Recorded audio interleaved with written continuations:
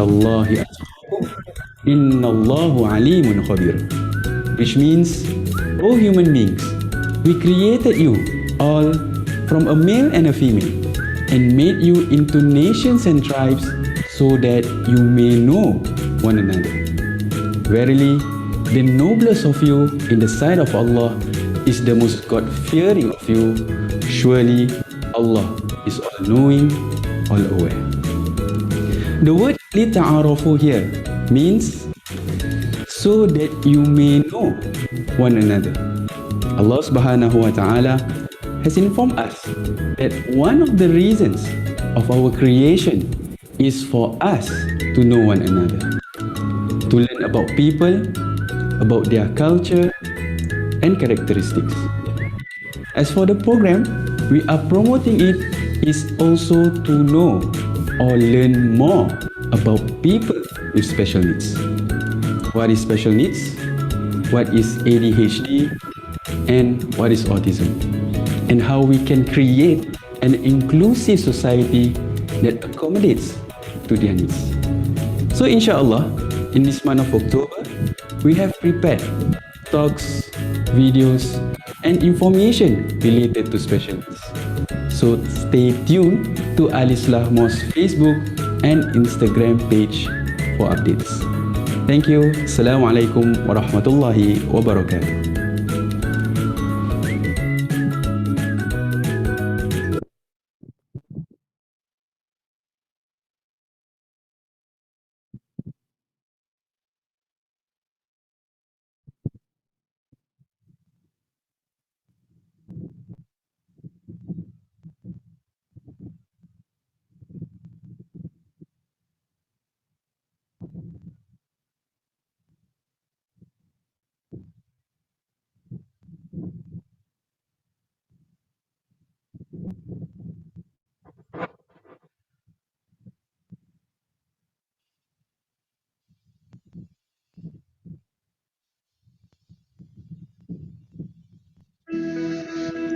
Assalamu alaikum everyone.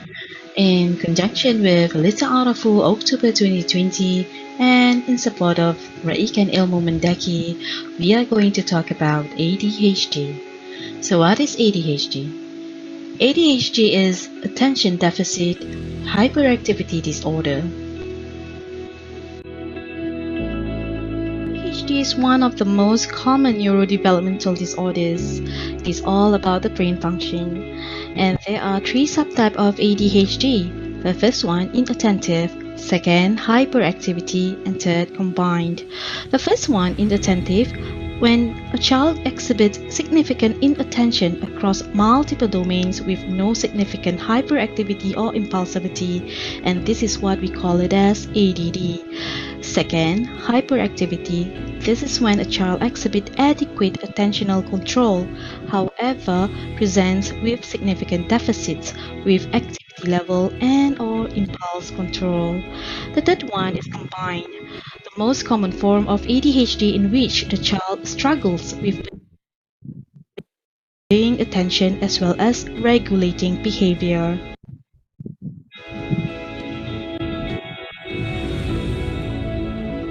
In statistics, population that has ADHD is more common in males than in females. In this infographic, you can find that children with inattention ADHD, they often make mistakes in schoolwork, often has trouble keeping attention on tasks or play activities, and many more. Whereas for children with hyperactivity, they fidget with hands or feet and sit when sitting still is expected, often get up from seat, often excessively run about or climbs, and many others.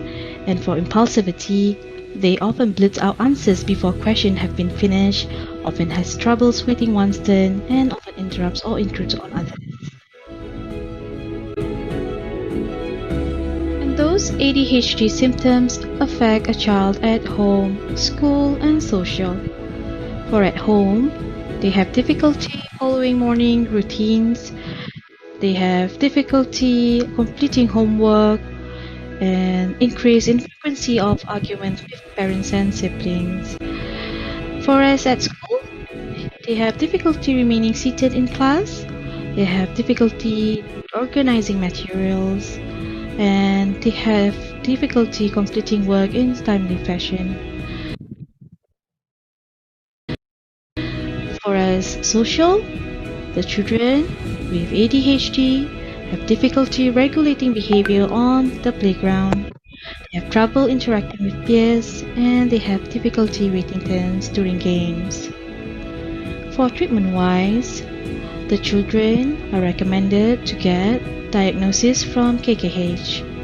From KKH, they will get recommendation by the experts and specialists. As for parents and teachers, they need to work together to establish realistic expectation regarding behavior management and task completion.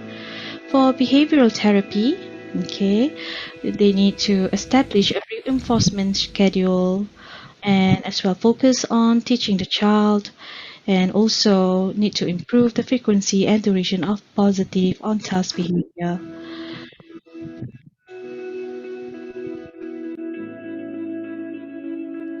Alhamdulillah. Thank you for your warm support towards our first masterclass series, which happened on 3rd October morning.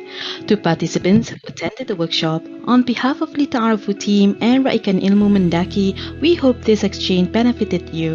Inshallah. Till then, Assalamu alaikum.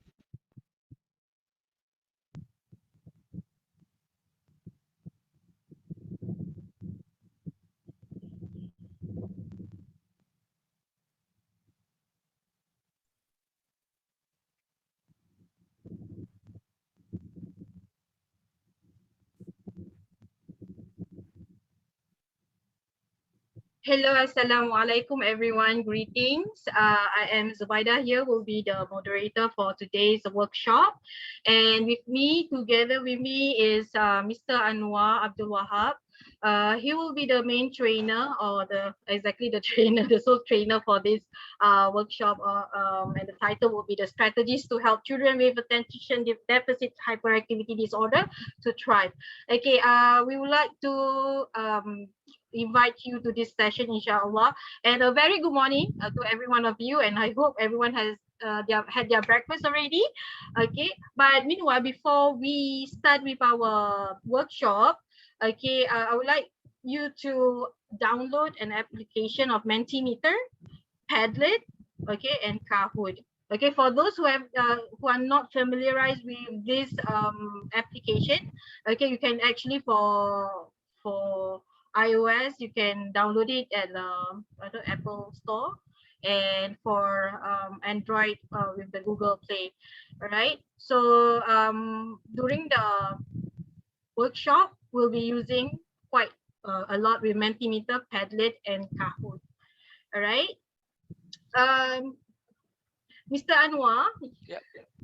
Okay, do you Yeah. need the pre-workshop? Do you need to share anything before? There's one more. The questions that are asked from Mentimeter. Mm-hmm. There's Oh, I didn't get the question. Tak letak. okay. It's not there, is it? Not yet. Okay. Never mind. Later I can share and then I'll put it up there, basically. All Yeah. right. Okay. And- So without further ado, I would like to invite Mr. Anwar. I will pass the virtual mic to you. Ken? Okay, Ken. Thank you. Let me put up my slide first, yeah. Just hold on.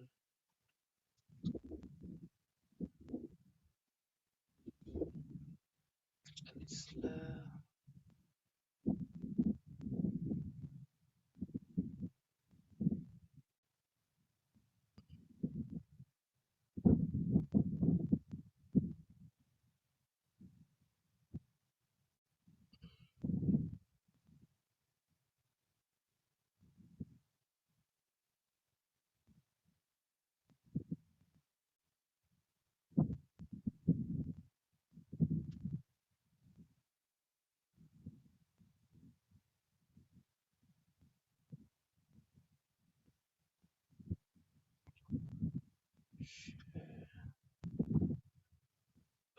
okay.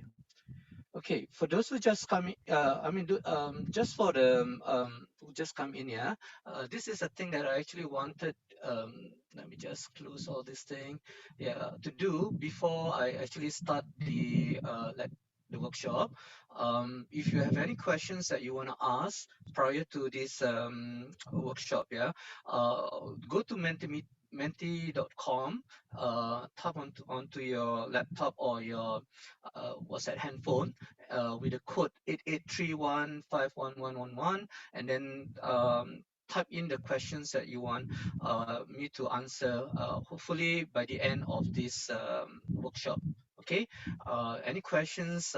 No question is small or big enough for me to just cover. Those I can't, I probably will, let you know offline, basically. Can so please, if you can't copy it quite fast, what you can do is just take a snap on your handphone, and then when you are able to, whenever you have any questions, to just type in, and then I'll try to answer to the best of my ability. Yeah.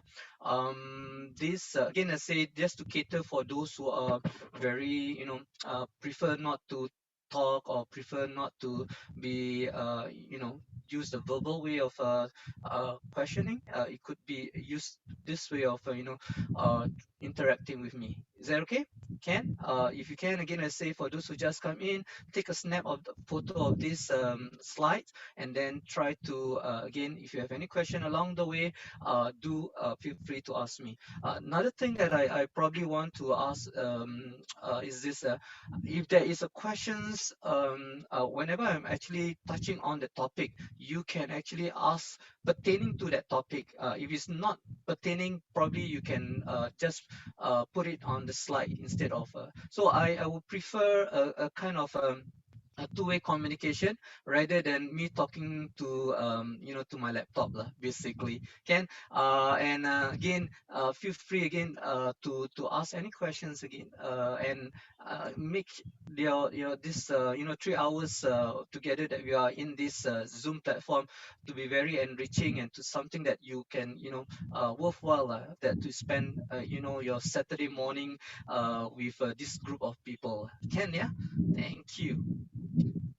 Okay. Is there anything? Okay, can.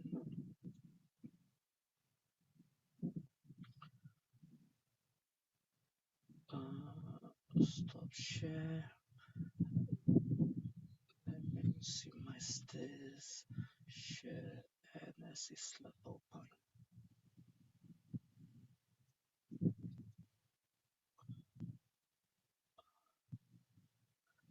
And maximize. Okay, so the way that I'm going to conduct this workshop is very, again, I say, very quite informal.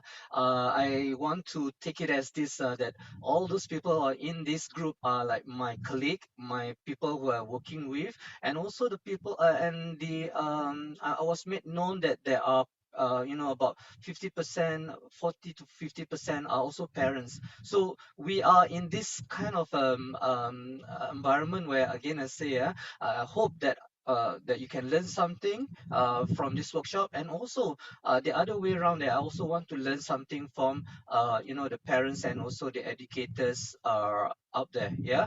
Again, the everyone will have their own experiences, and to share, and to kind of to make this a workshop very much more enriching and fulfilling, rather than just hearing from me talking. So at any time when you feel that you want to talk, just unmute yourself, and then speak up. Can.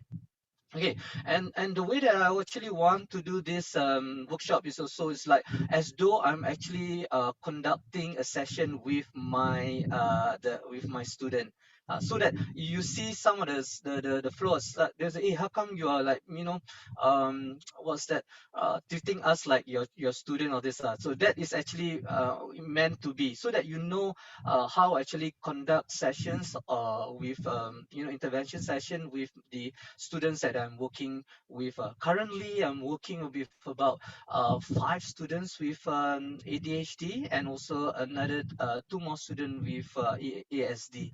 So as long, just play along with me, and then you can see me as a practitioner rather than a lecturer or a trainer. So it's you see me how I actually conduct my so-called what's that uh, intervention session there. Okay, can all good. If you can, if you just respond to me with the hand raise, that all good, just to show that everybody are in the same page as me. Just put up your hand or just put a good thingy, okay sign or something like that, so that I know that everybody is yeah, on the same page as me. Can thank you, Miss Ayu. Okay, can, yeah. Okay, so let's begin.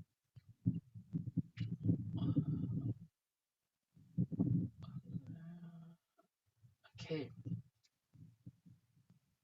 Okay, so this is what we're gonna do. This thing is blocking my way. Okay, for every time when you come in to this is a routine that you need to do. Yeah, say the good behavior pledge with me, and then do the shine, and then look at the work schedule, and then once we finish all the work schedule, then it's time for you to go back. Okay, good to go. Cool. Okay, let's do the good behavior pledge together. Okay. Okay, this is what I want you to do. Put up your left hand. Right hand better lah. It's okay, can. Okay, let's do. Switch on your mic and we do together. When the count of 1, 2, 3, everybody will say with me. Okay, can. Switch on your mic, everybody. Unmute. Ready? Maybe the moderator can unmute everybody. Is that possible? Cannot, Miss Ustazah Sidi, cannot. Can unmute everybody or not? Oh, I have to do it, is it? Or No, you? can. Okay, Sorry, are you ready? sorry. Yeah. Okay, let's do 1, 2, 3. I I pledge pledge to to be be the the best best I I can can be be in in school school to and to those those around around me. me. I I will not will say something hurtful or do anything anything that that's is unacceptable. unacceptable. I I am am responsible responsible for what I for what do I do and the and the well-being well-being of of others others too. too. I I'm am here to here learn to and work hard hard. to go far. Thank you. Okay, is Aida there? Can I? Yes. Yeah, okay. Mak, ada siarahan lagi satu. Is it? There's an Yes. can you unmute and then let just Aida talk? Can? Okay, and Aida, you can unmute. Oh, is that a song from you, Miss Aida? Hello, Miss Aida. Hello, Miss Aida. Are you there? Can you hear? Okay, maybe Miss Aida cannot respond. Miss Hasna. Anyone? Yes. Yes, Miss Hasna. Okay. Yes. What do you understand by not to say something hurtful? Don't use words that can make the person reacted in like being angry. Angry. Okay, so give me an Yes. example of such word, Miss Hasna. Like stupid. Okay. Okay. Nah. All those words that make the person feel hurt when they say. Yes, thank you, Miss Hasna, and very rightfully, yeah, to say stupid is something not nice, yeah. Yes. If you say that to me, you know what will happen? You see, my heart will bleed. You know, there will blood coming up from his. Okay, so these are the things that I actually do, to kind of re-emphasize, not only just to parrot whatever is there, but to check for their understanding, so that they don't say just for the sake of just reading the pledge. So it is again one of the things that I do in my everyday before the start of my session, so that they know that this is something that they have to uphold. Thank you, Miss Asna. Okay, now are you ready? Yeah, okay, now let's do the shine. But this is the first time that I actually introduce to you. So we are gonna do together. Okay. Okay. If you can, if you have a video on, you switch it on so that I can see whether you are doing it or not lah. Basically, if you try to if you cannot, then it's okay. Okay, shine. This is what I'm gonna introduce to you. Shine. When I say the word shine is actually an acronym for sit up straight, hand folded in your space, no noise, eyes on teacher. So the SHINE, you must remember, okay? So I'm gonna demonstrate to you. I sit up straight, hand folded in my space, no noise, and eyes on teacher. Okay, so this is what I'm gonna do. Now let's do together, everybody. If you can follow through, okay? Ready? 1, 2, 3. Sit up straight. No, verbalize with me together. My instruction wasn't clear. Are you ready? Okay, switch on of the mics. Are you ready? Let's do together, okay? 1, 2, 3. Sit up Sit up straight, straight, hands folded hands folded and folded in my in your in your space. space, no noise, no noise, No noise eyes on teacher. eyes eyes on on teacher. teacher. Okay, are you do? Yes. Okay, Yes. can I get Miss Asha to demonstrate for me? Miss Asha here. Asia. Yes. Asia. Okay. Asia, yes. Yes. Okay. Sit up straight. Thank Hands you. folded in Mm-hmm. your space. No Mm-hmm. noise. Eyes Mm-hmm. on teacher. Well done. Good job for all the, demonstrating to us. Hopefully, again, whenever I say shine, everybody say, just sit up straight. No need for me to repeat it again. Sit up straight, hand folded in your space, no noise, and eyes on teacher. Okay. So when you're doing it for the first time, you always teach them. You cannot just say automatically they will be able to do it. So you need to, okay, today's lesson is going to do with shine. And this is what I'm going to say. I do, we do, and you do. The type of direct instruction. So when they practice it, the moment you say everybody do your shine, somebody not doing so again, Miss Irene Ng, I didn't see your face, but anyway, I think that you are actually doing it basically. Okay, Ken. So that is a way of you to get their attention. Hey, and also remember the schedule saying say the good flat and then do the sign and then look at the work schedule. This is the work schedule for today. Whatever you do, don't look all at the thing. Just look at the break time. The break time is 11:20 and to 11:30. Just remind me if I forget, okay? Ken? Thank you. Okay, so let's start with the session 1 that we're going to cover. Okay, there's 4 sessions, and hopefully again we try to cover the whole thing till the end of the day. Okay, okay, let's start. Okay, this is what I want you to do. Okay, listen to the video, and then watch the video. Sorry, and then after that you need to go to the Padlet. Okay, if you don't have any Padlet, again, I will prefer you to go to Padlet so that whatever reflection that you do are being shared with the rest of the participants, and then we can always go back there and really look at it. The second thing is that if you don't have, you just type in under the chat. I know some of us, like myself, are very dinosaur in the in IT and so on. So if you can't, what you can do is just go to chat and then type it in. If you do, but preferably go to the Padlet to post your reflection. Is it okay? Everybody ready? Okay, do the shine. Get ready. Okay, thank you for putting up your thumbs up. Okay, let's listen. Okay, get ready, pen and paper, so that you take note of what's actually happening. So you share sound already? Oh, sorry. I did not share sound, is it? Yeah, you need to. Okay, so let me just come up from here, share sound, optimize video, share again. She acts like she's driven by a motor. It's easy to see how her behaviour can get Sam into trouble at school and make life unbearable at home. Mum Michelle has great difficulty controlling Sam. She's had years of parenting courses, but none have helped, because Sam has a brain disorder that profoundly affects the way she thinks and behaves. That's not fair. Sam was diagnosed with attention deficit hyperactivity disorder, ADHD, last week, and psychiatrist Kevin Appleton is giving her a checkup before prescribing medication.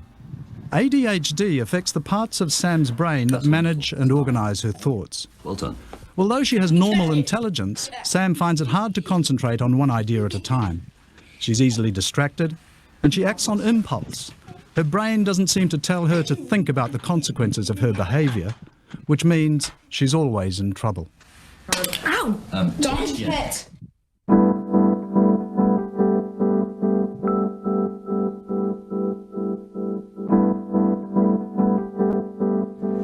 Down.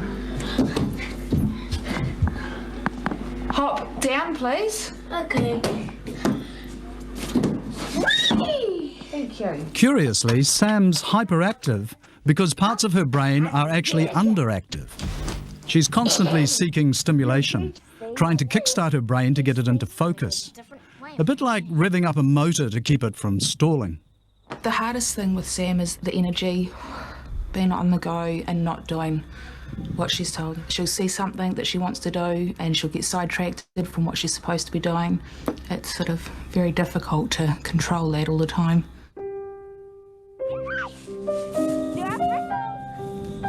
About 1 in 25 children are affected by ADHD.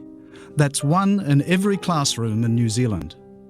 They're much more demanding on parents than other children because they don't think before they act and they require constant supervision.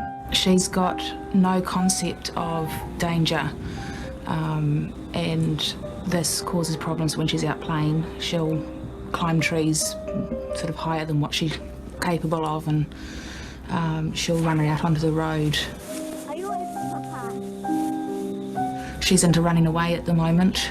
It's happening on quite a frequent basis, sort of 3 or 4 times a week, when she's upset or when she's in trouble especially. So she'll walk along the tops of fences and stuff like that, yeah. I've had problems with her stealing now since she was 4. I've had her at the police twice. She's very violent towards her brother. She's not so violent towards me. Most of it is in play, which is still not acceptable. She can't grasp the concept that you just don't play like that. With the social side of things, there's a lot that she still needs to learn that she can't grasp the hang of. And without learning these things and without getting, a reasonable education, I really don't know where she's going to end up. Why don't you go and play soon? In about a week, Sam's going to start taking Ritalin, a powerful stimulant similar to cocaine. Hopefully, once we get her settled on it, we'll see some improvement with her concentrating,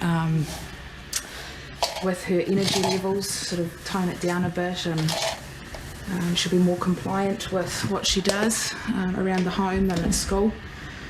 Over the last few years, it's taken a lot of energy on my part and getting to the point where I can't cope with it anymore, so... Okay, let me see view.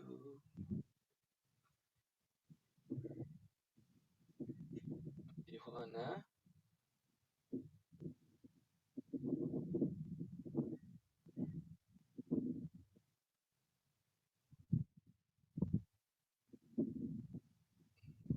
Okay, can just hold on for a while. Let me just get this back here, share, and maximize this.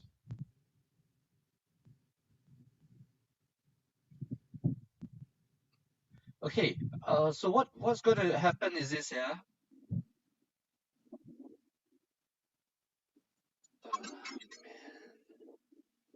Stop share.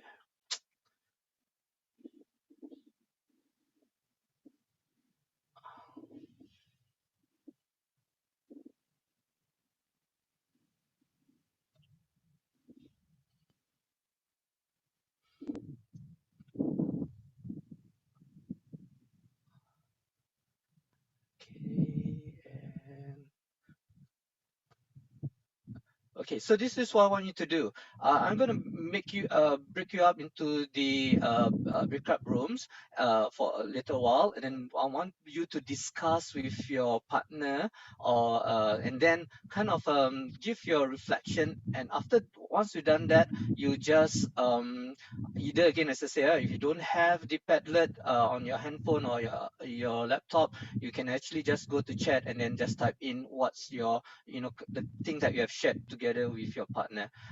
Those who have, you can just take a photograph of this, and then later on, you can try to scan the thing. I will leave this switch on. Okay.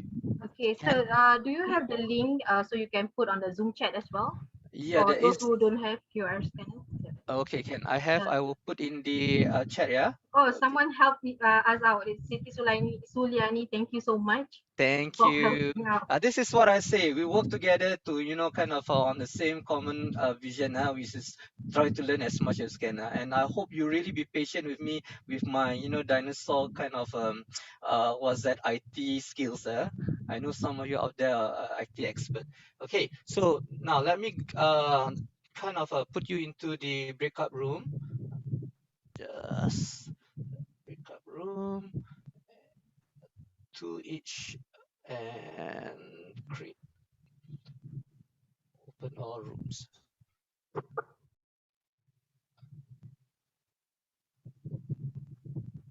Hey, sorry. My apology. Sorry. Sorry. I see again. Sorry. Okay, backup room. How many participants we have right now? Currently some of them already in the room 1 and room 2. Okay. Room So you 1, need room to 2. close the room first, yeah, then bring them back. Okay, let me close 30 seconds.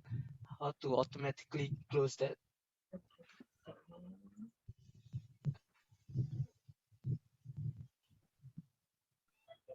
I cannot close immediately, is it? Yeah, you need to wait for the 20 seconds. Okay. You forgot to do the auto, is it? No, not that. I thought I just put 2. I didn't know how many Oh, how I many see. students roughly how many we have? Just now around 34, maybe. 34, right? So I Yeah. will just have about 15 to 16. Okay. It, I was kicked out. you hold on, 15, 16. Okay, recreate and open our room. Okay, let's go in.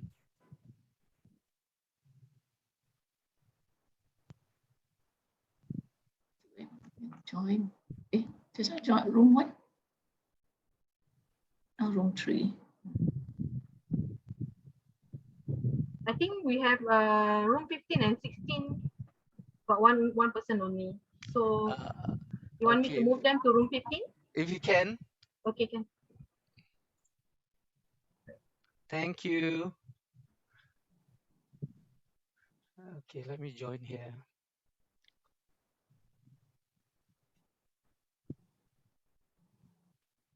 I'll help out room 6. Room 6 ask for help. Kak Ida, you seorang eh? Allah, okay. I think Room 2. room 2? Okay. Sekejap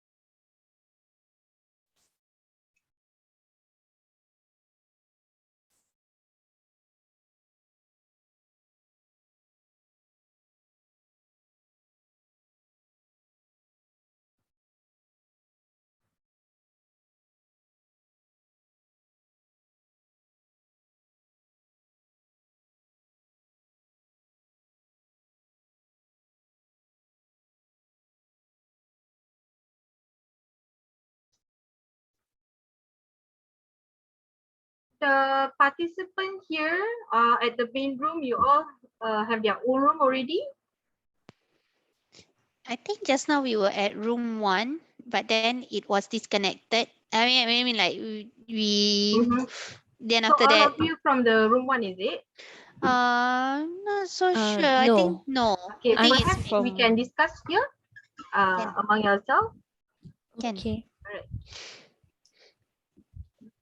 I think before it was cut off, I told my room 1 that from the video, I think the mom did says that the child need constant supervision, and she doesn't have a sense of danger, and Yes.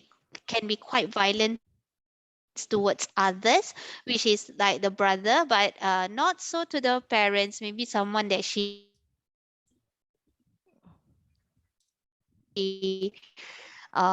look to. Yeah. Yeah. Yes, you are right. Correct.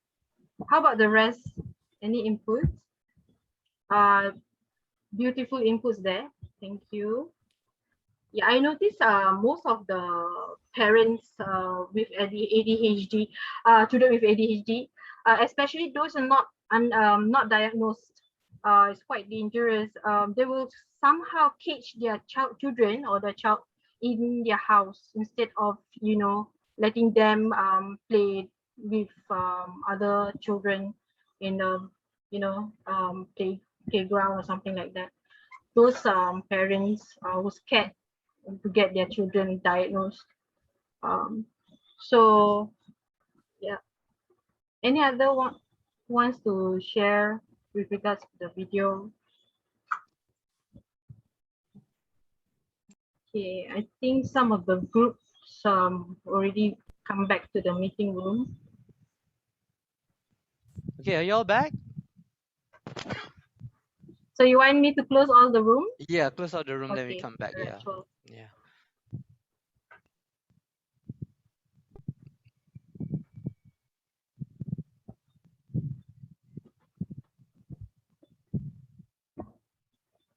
Okay, while waiting for the rest, maybe can I just get let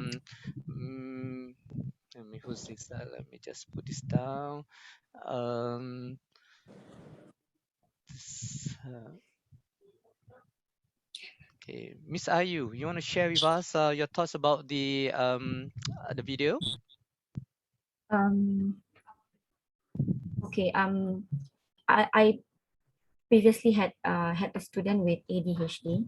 So what I saw in her, I'm not surprised. I mean that the character that mark characteristics like having lots of energy, being very impulsive, a short span of attention, and then needing stimulation all the time.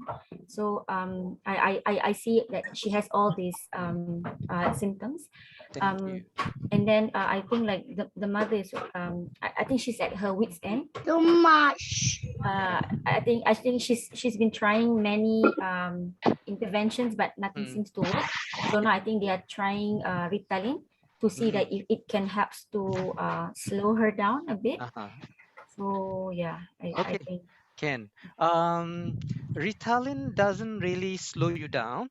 Ritalin kind of stabilize lah, in a sense of later on we will talk about it, but it's more of stabilizing and actually increase the the ability to focus and concentrate lah. Okay, but thank you very much, Miss Ayu. Again, I say for your sharing just now. Can I have? Just now Miss Liana shared a very good point as well. If you don't want to share, Liana? Yes. Yes, sure.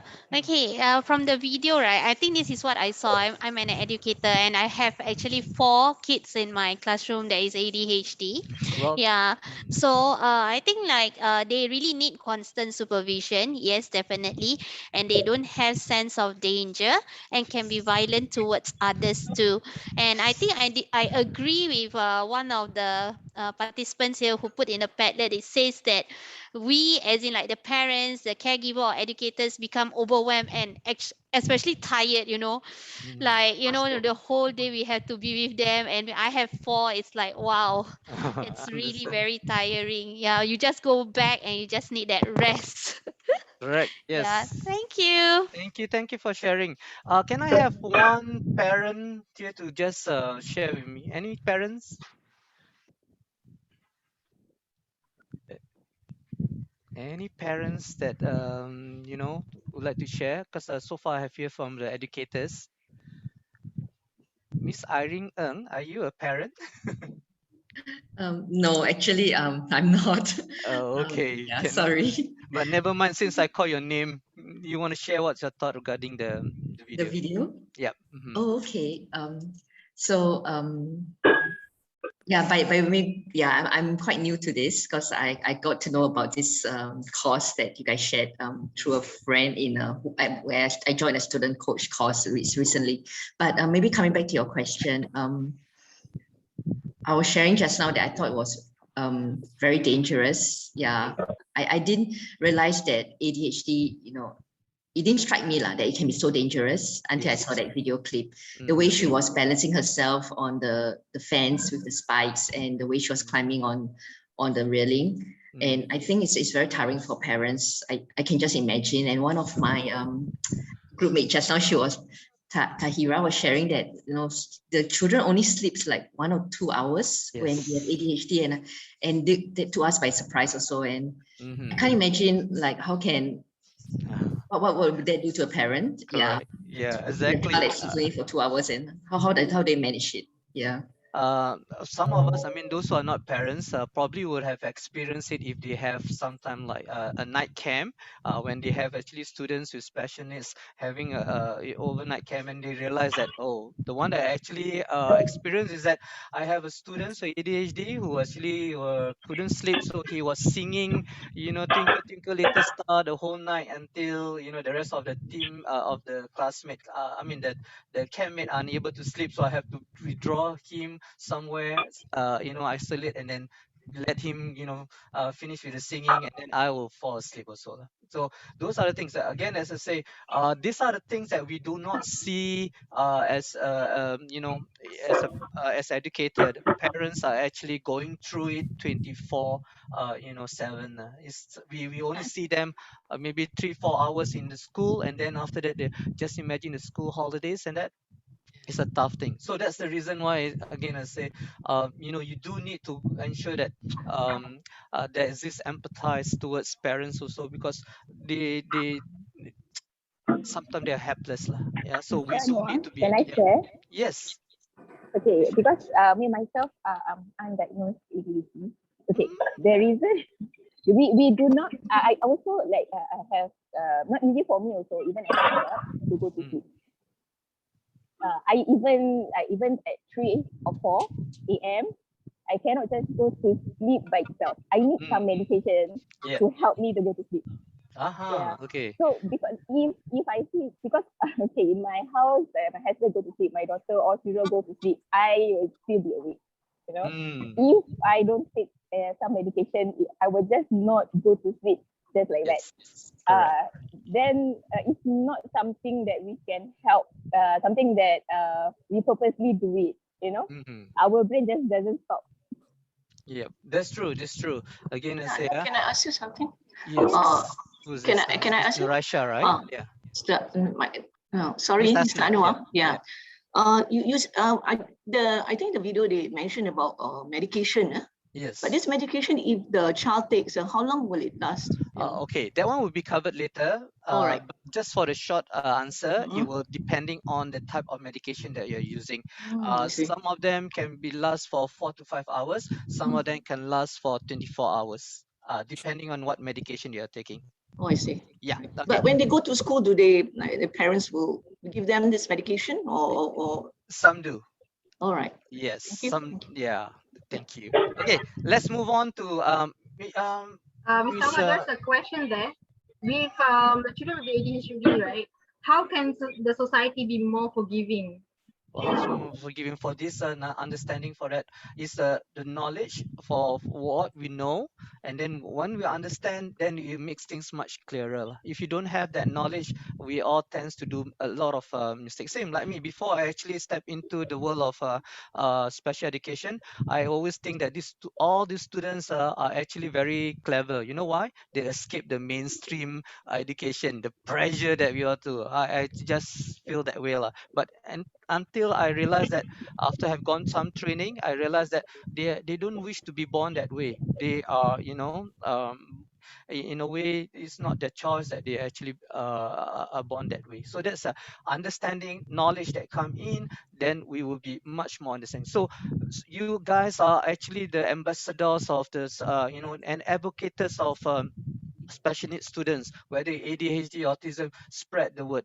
If you see somebody is actually reacting negatively in the public, just approach them. The child maybe da kind of thing, so that the more that it's been spread, the more that is been viral around, and then the more people can be understanding towards the students with special needs and student with ADHD. Okay, let me move on. If not, we will not finish the whatever I prepared for today. Okay, Ken, let me share screen. But thank you for the what's that? All the comments that you have made.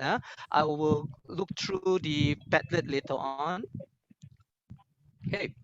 Okay, so one of the things that I just do want to emphasize is there are two choices that we can make. Yeah, thank you. Who's that? We have this youngest participant joining us. Okay, make no allowance, be critical and hostile, apply more and more force. That's what the first choice I can. Yeah, or accept the condition, come to terms with the specific difficulties that uh, okay, accept the condition, come to terms with specific difficulties that won't change and work around them.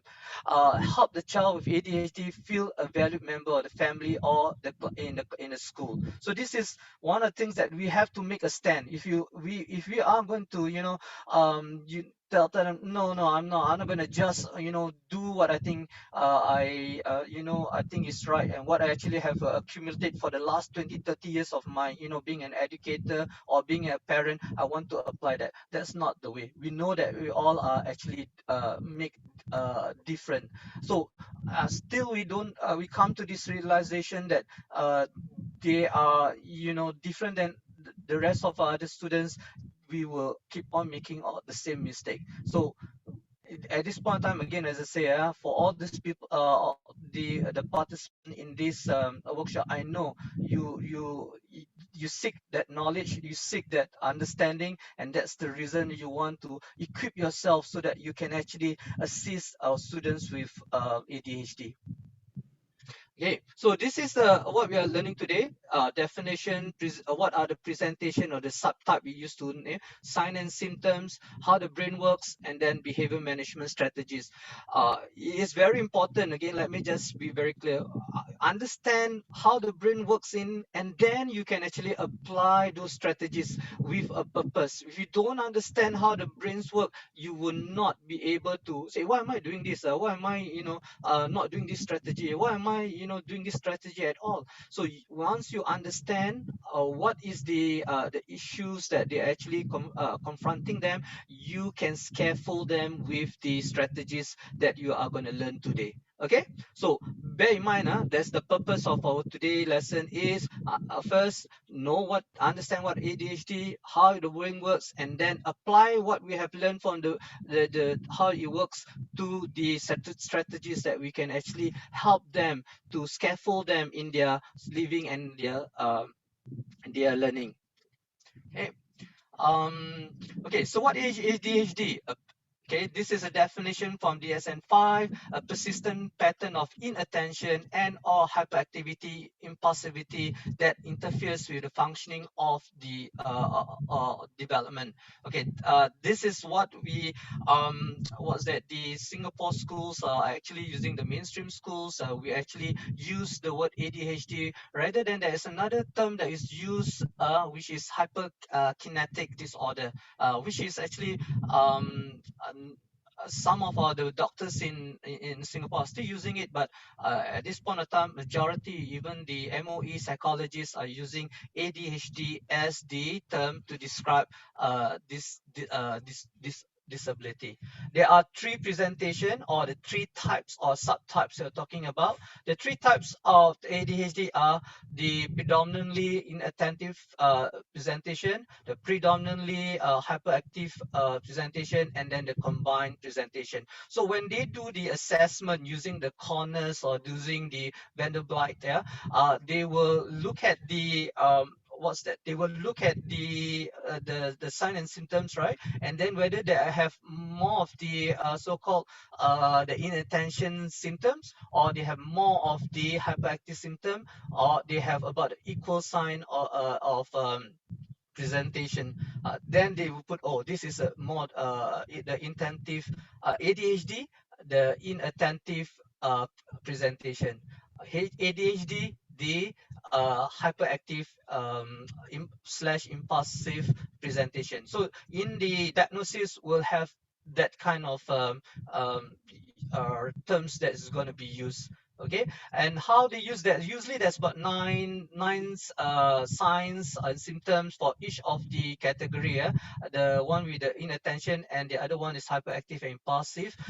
They have 9, and then they will just checklist if how many of them are in tick in the inattention, how many of them are tick in the hyperactive slash impulsivity, and then they make that diagnosis. Okay, and as mentioned again, there are, once you in any kind of disability, they have the different level 1, level 2, level 3, or they use the word mild, moderate, or severe. The one that you see in the video is a severe case, where again the child actually showing both inattentive and the hyperactivity. And again, I said the impact in terms of not only the learning but also the living. He actually beat up the brothers. Is actually kind of have no sign of dangers and all those things. Those are the very severe type. They probably will not be in the mainstream school. They probably also will not be in the special schools, because unless the special school is something like one-to-one situation. Okay, so those are, again, there's a mild, moderate, and severe. So whatever we are talking about, later on when we talk about ADHD, how come this one don't have and this one have this kind of thing? It's all depending on the severity of the disability. The other thing that you need to bring up is this. You will always hear some of the old schools teachers will say, hey, this one have ADD, which is actually attention deficit disorder, which again is the old term being used previously, way back in, I think, prior to 1987. Before that, before the term ADHD had been introduced in the DSM-5, then that term is now being used as the official medical term for students who actually have attention deficit hyperactivity disorder. So these are the things. So if somebody is doing talking about ADD, you understand which era they come from, like my era, like that. So if you are using the ADHD term, those are those born after 1987. Okay, so in a correct way, just use the word ADHD instead of ADD. Okay, so now this is what I'm going to do. We are going to do another activity. This activity is a simulation of how is it like to be a child, as ADHD in the classroom. So what you're going to do is that you're going to help to prepare. What I want you to do is this: get a pen and paper, and then and a pencil. Watch the video, and then right after the video there will be a question for you to answer. Okay, the answers, the question going to come out 5 or 6 seconds later. The answer will be reflected. You mark yourself. So once you see the question, you quickly choose which one is the answer. don't waste any time. Don't worry. This is not PSLE maths paper. It is the just a simple question. You just choose and then get ready to see whether your answer is correct. Okay. No hard fast rule. Don't worry. Whoever fail will no need to stay back. Just go through this simulation with me. Okay. Can I can't see the students. How am I?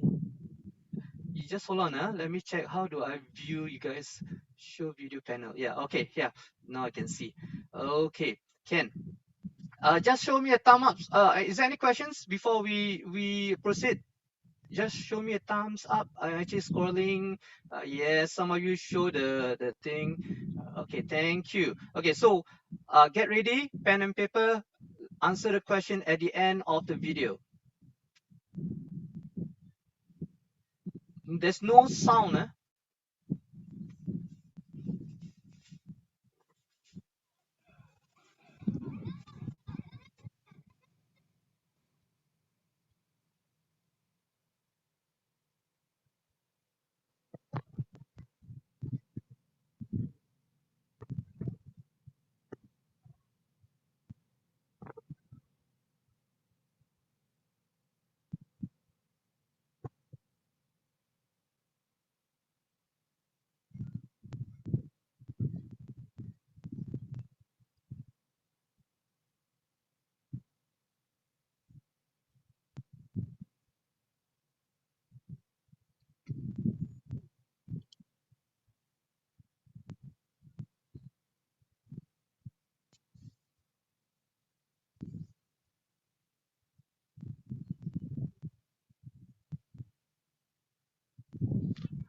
Okay, first question, quickly answer.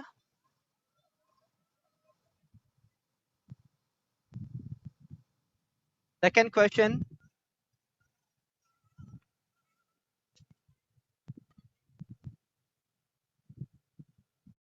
Third question.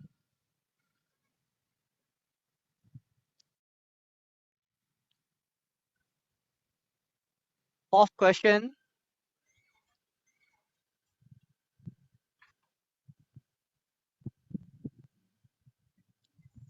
Fifth questions.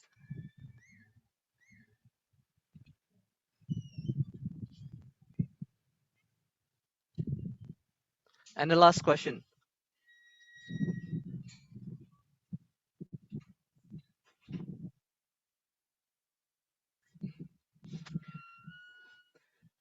Okay.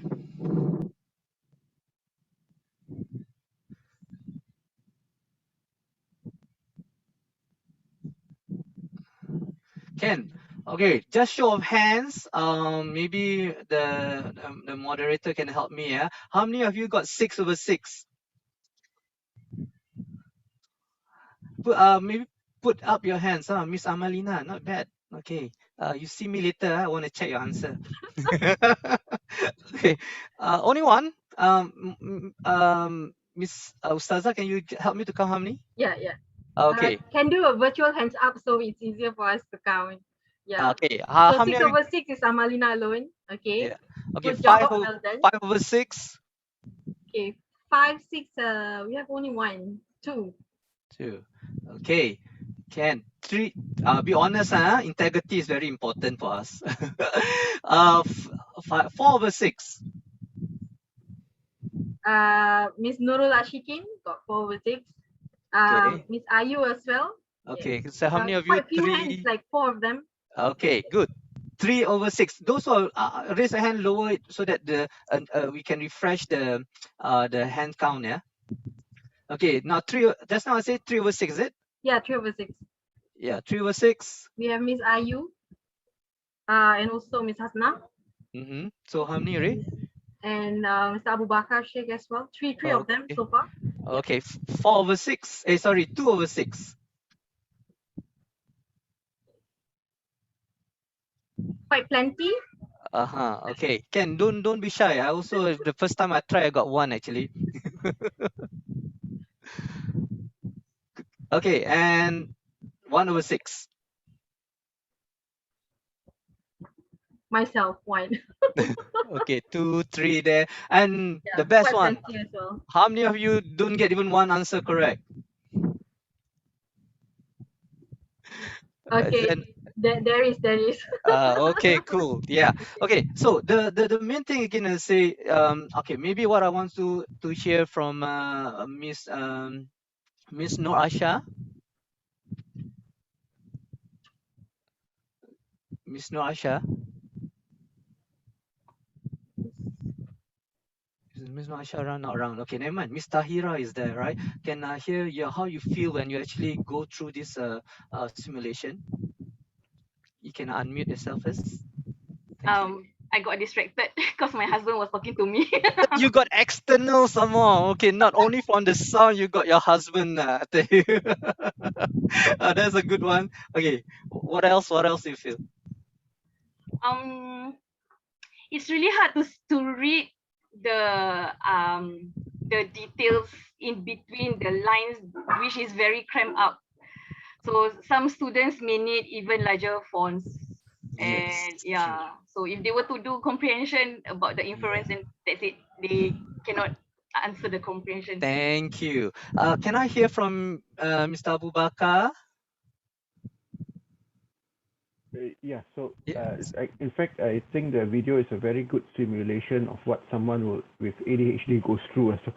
So you know, they're not focused, so it switches between things in their mind. So now I understand better how it works and how difficult it is for them to keep the information that they're supposed to be having. Yes, that's what we are lacking of. You know, we always think that their face is that's normal.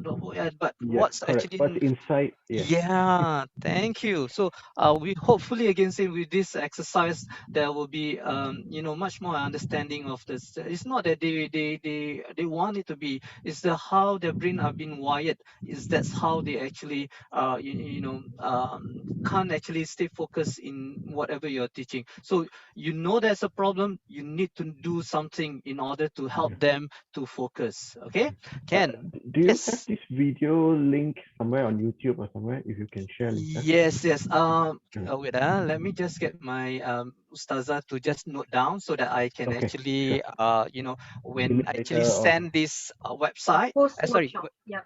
Yeah, when I send this my my slides, I will put the the link there. Thanks, Okay, yeah, great, Mr. great. Yeah, Thank you. Thank you. Okay, let's move on. Okay, anyone else want to share before I move on? So that we, anybody dying to share, now that you actually feel very frustrated. Anyone? What? 4, 3, 2. Okay, no. Okay, let's move on. If there's something at the chat, Ustazah, you can just help me to highlight to me, yeah, because I toggle so many things right now. Okay, Ken. So let's move on. So we all know that this actually have issues with inattentive, hyperactive, and impulsive. Okay. Just to make it very easy to remember, inattentive something to do with not being able to focus. Hyperactive something to do with your motor, anything that is physical. Even when you talk loud, it's actually physical because you are using your oral organs to actually talk. That is the something to do. Impulsive is something to do with decision making. You decide first and then you do. You do first, then you think. This is the impulse is more of the thinking.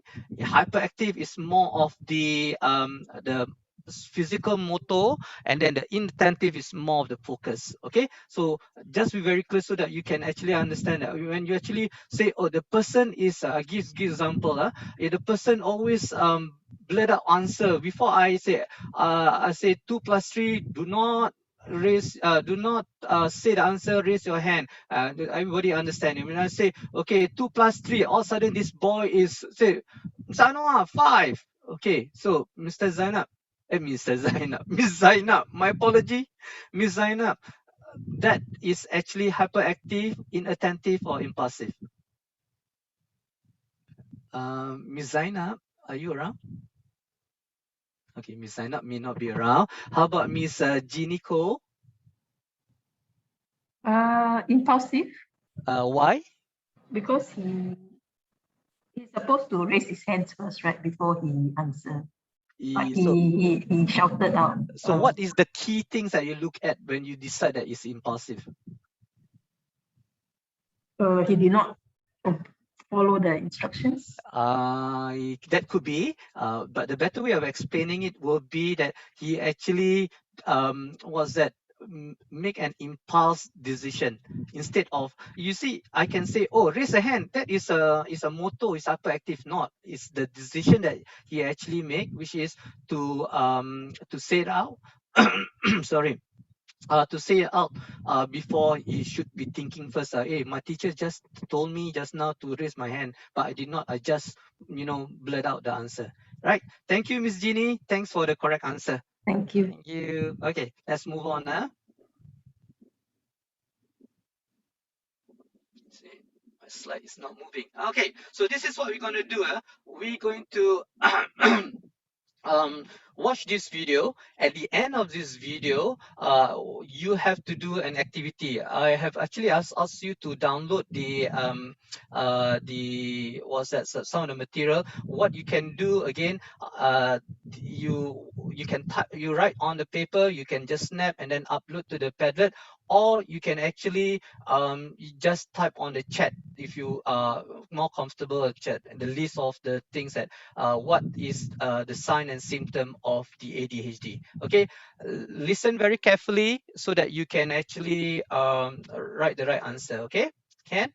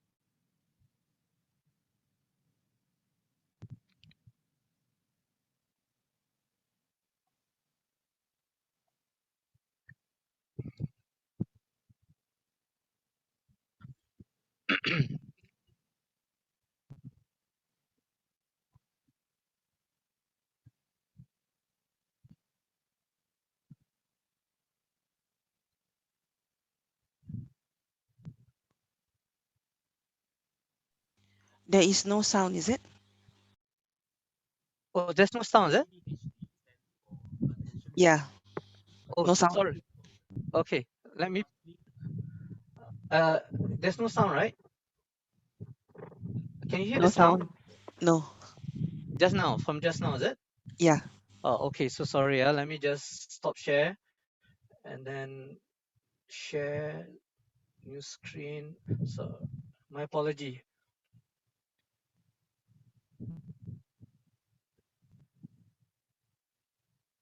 Symptoms of this disorder.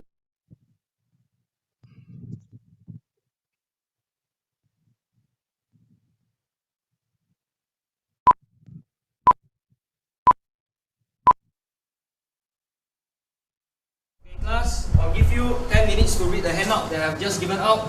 You may highlight or write any notes on it.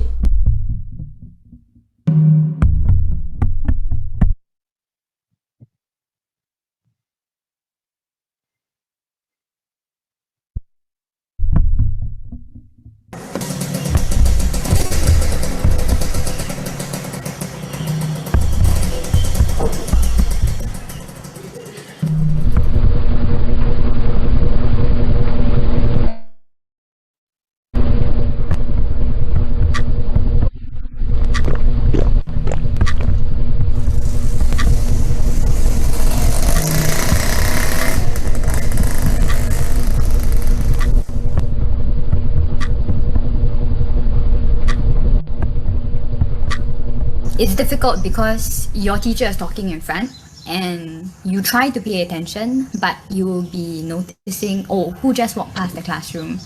Oh, I know that person. Oh, look, my friend is twiddling his pen. Where did he buy his pen from? Oh, I can hear the girl behind me drinking water from her water bottle. And basically, all these small little things catch your attention while you're trying to pay attention. So by the end of it, 30 minutes over, the bell rings and you're like, oh no, I didn't learn anything during my class.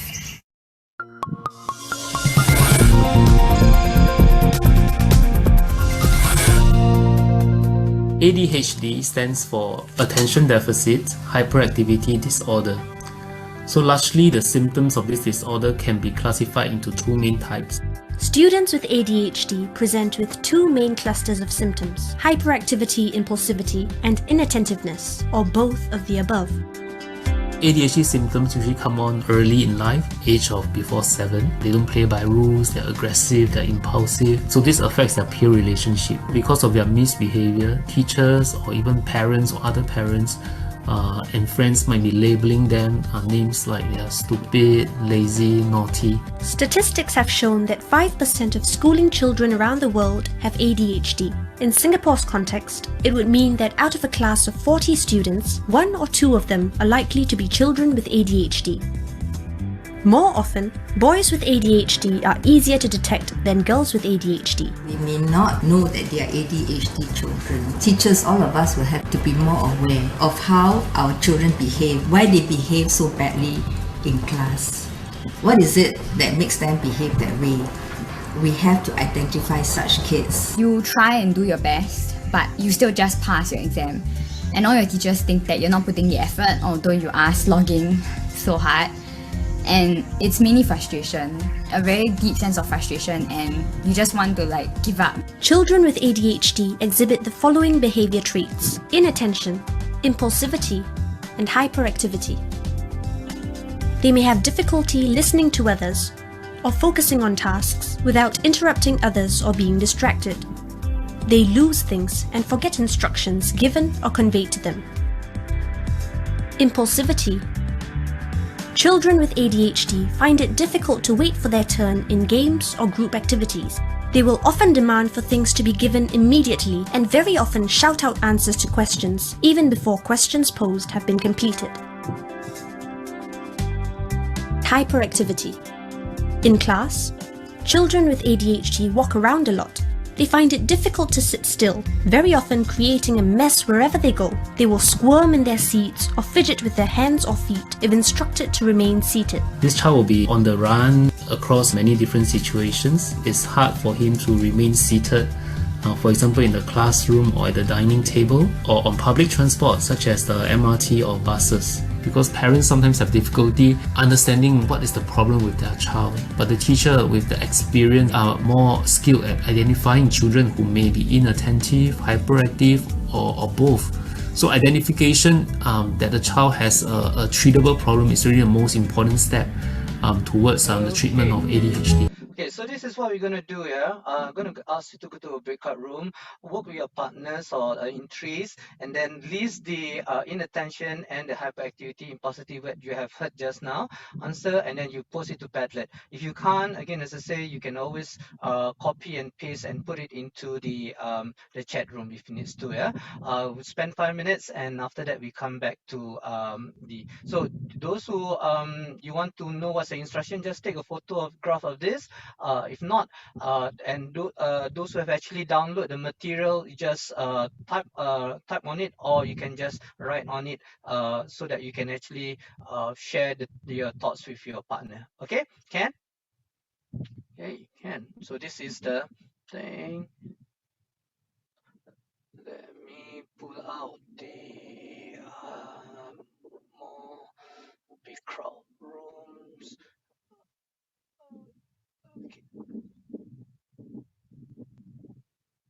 Okay, recreate times 12, 1, 2, 3, 13, 14, 13, 39, 36. Okay, recreate. There is 32 of you, so the 11. Okay, recreate. Okay.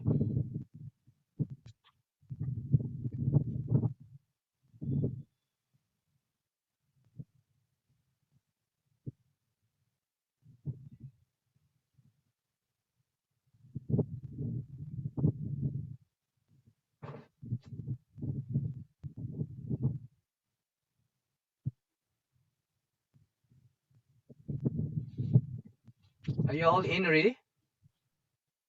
Okay. Sir, Yes. if you want to share, right, the optimize to you uncheck, because from my screen I can see like a black screen like this. Black screen. Okay. You go to the share some, right? The optimize to you uncheck and Okay. or else Share. Just now share, is it? Uh, Optimize. uh, This one. Optimize. Get rid of it. yes, correct. Okay. Can.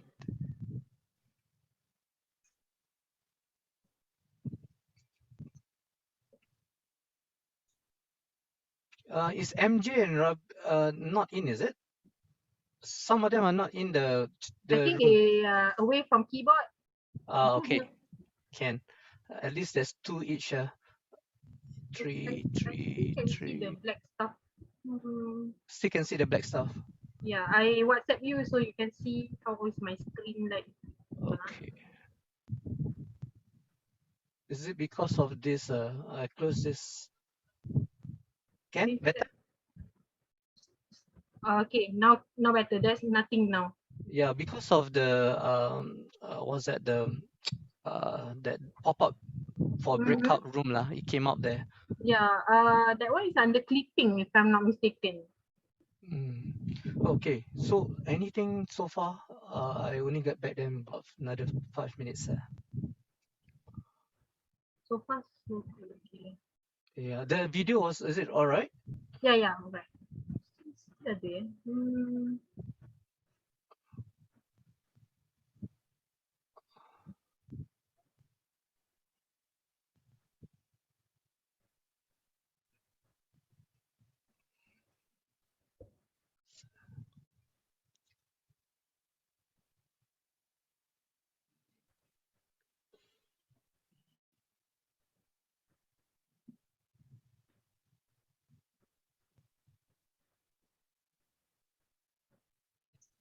Some of them already post the Padlet there.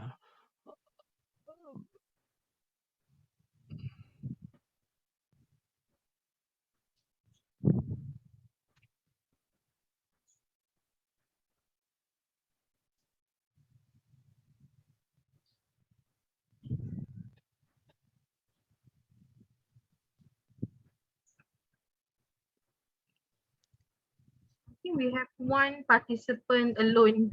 Yeah, I move dia. Thank you.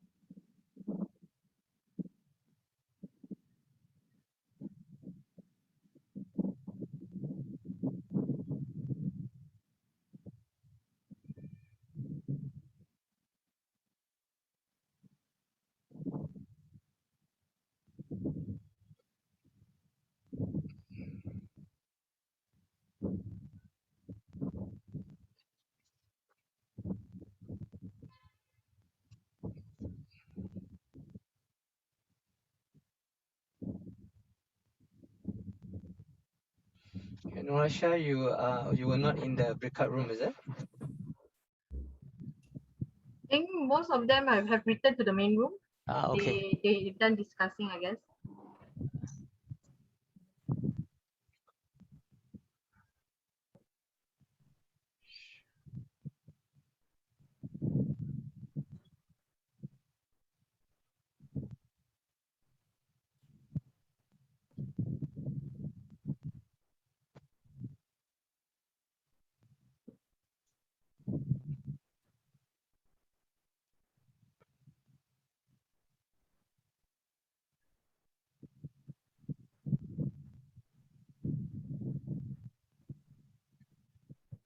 Okay, is everybody back already? Okay, yeah. Inilah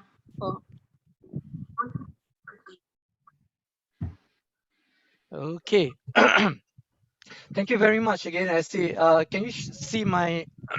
Can you see the Padlet?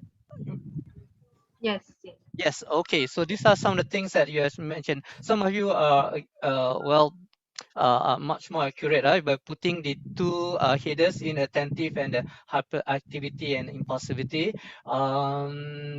Not focus, inattentive, inattentive is unable to focus, hyperactive can't keep still moving, can't focus, distracted by external stimuli, struggle to achieve academic. This because of all the three that they're actually struggling with academic. Shaking legs, okay. Even though I didn't hear, but maybe you saw the lady. So one of the symptoms, you see your friends shaking legs, you, you know that they actually have hyperactivity. There's always a little ADHD in us, whether we are spinning our pen or whether we are actually shaking our legs and so on. Yeah, not following instruction given, instruction walking around, yes, there's hyperactivity. And then let me just move to the side here.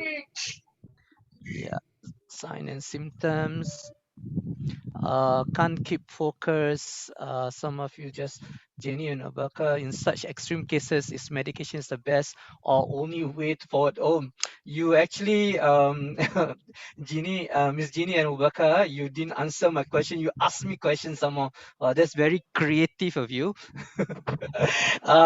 Yes, if again I say after all the the needed was that the psychosocial or the behavioral management strategies doesn't work, then yes, this medication will be it should be suggested lah.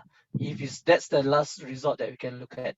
Empathy, understand this condition is not what you wished for on with. Okay, Ken, thank you. Thank you. Okay, so this again I say if you have time, go back and then try to take a look at some of the things that your colleagues have actually shared with. Okay, so let me just share and then screens and go back to where we are, and no need to optimize. Okay, and share. Okay, Ken, thank you. Okay, so you have a list of this. This will be the 10-year series answer. If you just want to take a photograph, you go ahead. If not, later during the slides, it will be can send to you. Yeah. Anything to do not being able to focus. You will see that on the left side of your screen. Careless mistake, unable to pay attention, not able to listen, cannot follow instructions, cannot organize things, cannot try to put off things that have mental effort. You want them to play Scrabble, they probably not lah. They will probably prefer to play basketball, that kind of thing. Do this thing and then easily distracted and forgetful. And then on the right is where being very fidgety, leave sits, runs about and climb up and cannot play quietly, on the go, talk excessively. This is have to do with the oral motor, blurts out answers, waiting their turn and interrupt soon. Can I have let me just see who I can call Miss Nur Aisha. Can you tell me which one is the impulsivity in this in the column of hyperactivity and impulsivity? Just one. Nur Aisha, you want to unmute yourself? So you mean Nur Nur Asia, is it? Asia, Nur Miss Nur Asia Yahya? Asia Yahya. Yeah. Asia. Yeah. Sorry, what was the question again? Okay, which one is the impulse type in the column of hyperactivity and impulsivity?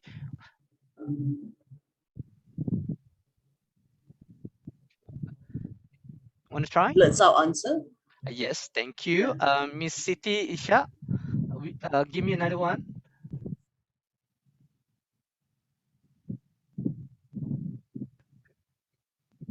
Miss Siti Isha, are you there? No. Okay, can. Let's move on to Miss Haja Ali. Yes. Yeah, which one is the impulsivity type in that column? Interrupts or intrudes Yes. intrudes on others. Right. Thank you. And the last one, Miss Diana.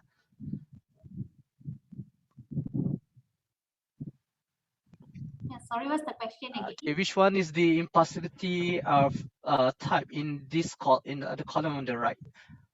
It's actually a combine of hyperactivity and impulsivity. So you just dish out which one is the impulsivity. They already mentioned two: blurt out answers and also interrupt. Let's out an answer before. So it's already been chosen. One more. Oh, okay.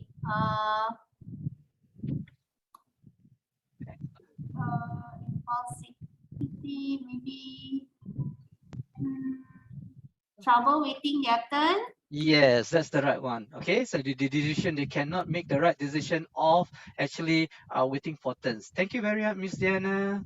Thank you. Okay, let's move on. Yeah, so we know that it definitely impact in these three areas: social, emotional, physical, and academic difficulties. One of the things that you should know the moment in the schools, whichever settings you are, when the results is not already showing, that is a telltale sign that they actually have some sort of disability. It could be a red flag to you, like, basically. But for students with hyperactivity, you know that they actually have a lot of disciplinary issues that will come out, like whether they cannot sit still and so on. Those are, again, but don't jump to conclusion every time when you do that. But you will have to monitor their behavior for the next 3 to 6 months, see whether they do it very frequently in terms of the intensity and the duration. Okay, and I want to emphasize on this here, the the emotional part is very important for especially for the parents. Do take care of the emotional domain of it, because if you don't, that is the fundamental part of bringing up a child. If the emotional part is not strengthened, not strong enough, whatever you put on top will collapse. So the most important thing, take care of their emotional domain. Yeah, and it's actually a hidden disability. And you will not be able to see through their faces that they are just like our students with Down syndrome or Tourette's, with all the other genetic disorder. Yeah, you can see from their facial expression or whether they are cerebral palsy or this. But students with ADHD, they are as just like their so-called their peers. Yeah, so that's the difficult part when you are in the MRT station, when you see the people say, hey, this child is not behaving very well. You cannot explain because the child don't have any physical disability that people can understand. You just have to, but if you again say to me, it's good to explain to them, just say that, oh, my child is it was that have some difficulties. That's it. You don't need to tell them that, oh, my child have ADHD, you just say my child have some difficulties, and hopefully they will understand from there. Okay, so this is before we leave. Okay, I tell you what, I leave this after our break. So let's do a 10 minutes break. We'll come back at about, right now it's what time is it? It's 11:22. No, okay, 3 more minutes. Okay, never mind. We have an early break, but we will end till we will come back at about 23 already. Supposed to be 10 minutes. Alamak, I surpassed 3 minutes. Okay, come back at 11:33. Is it okay? I will play 10 minutes. You see the video out already. Come back at that time for us to continue with our the next session. Okay. Okay. With that, you can let me just share screen, stop screen here, and then you hold on 10 minutes, calm down.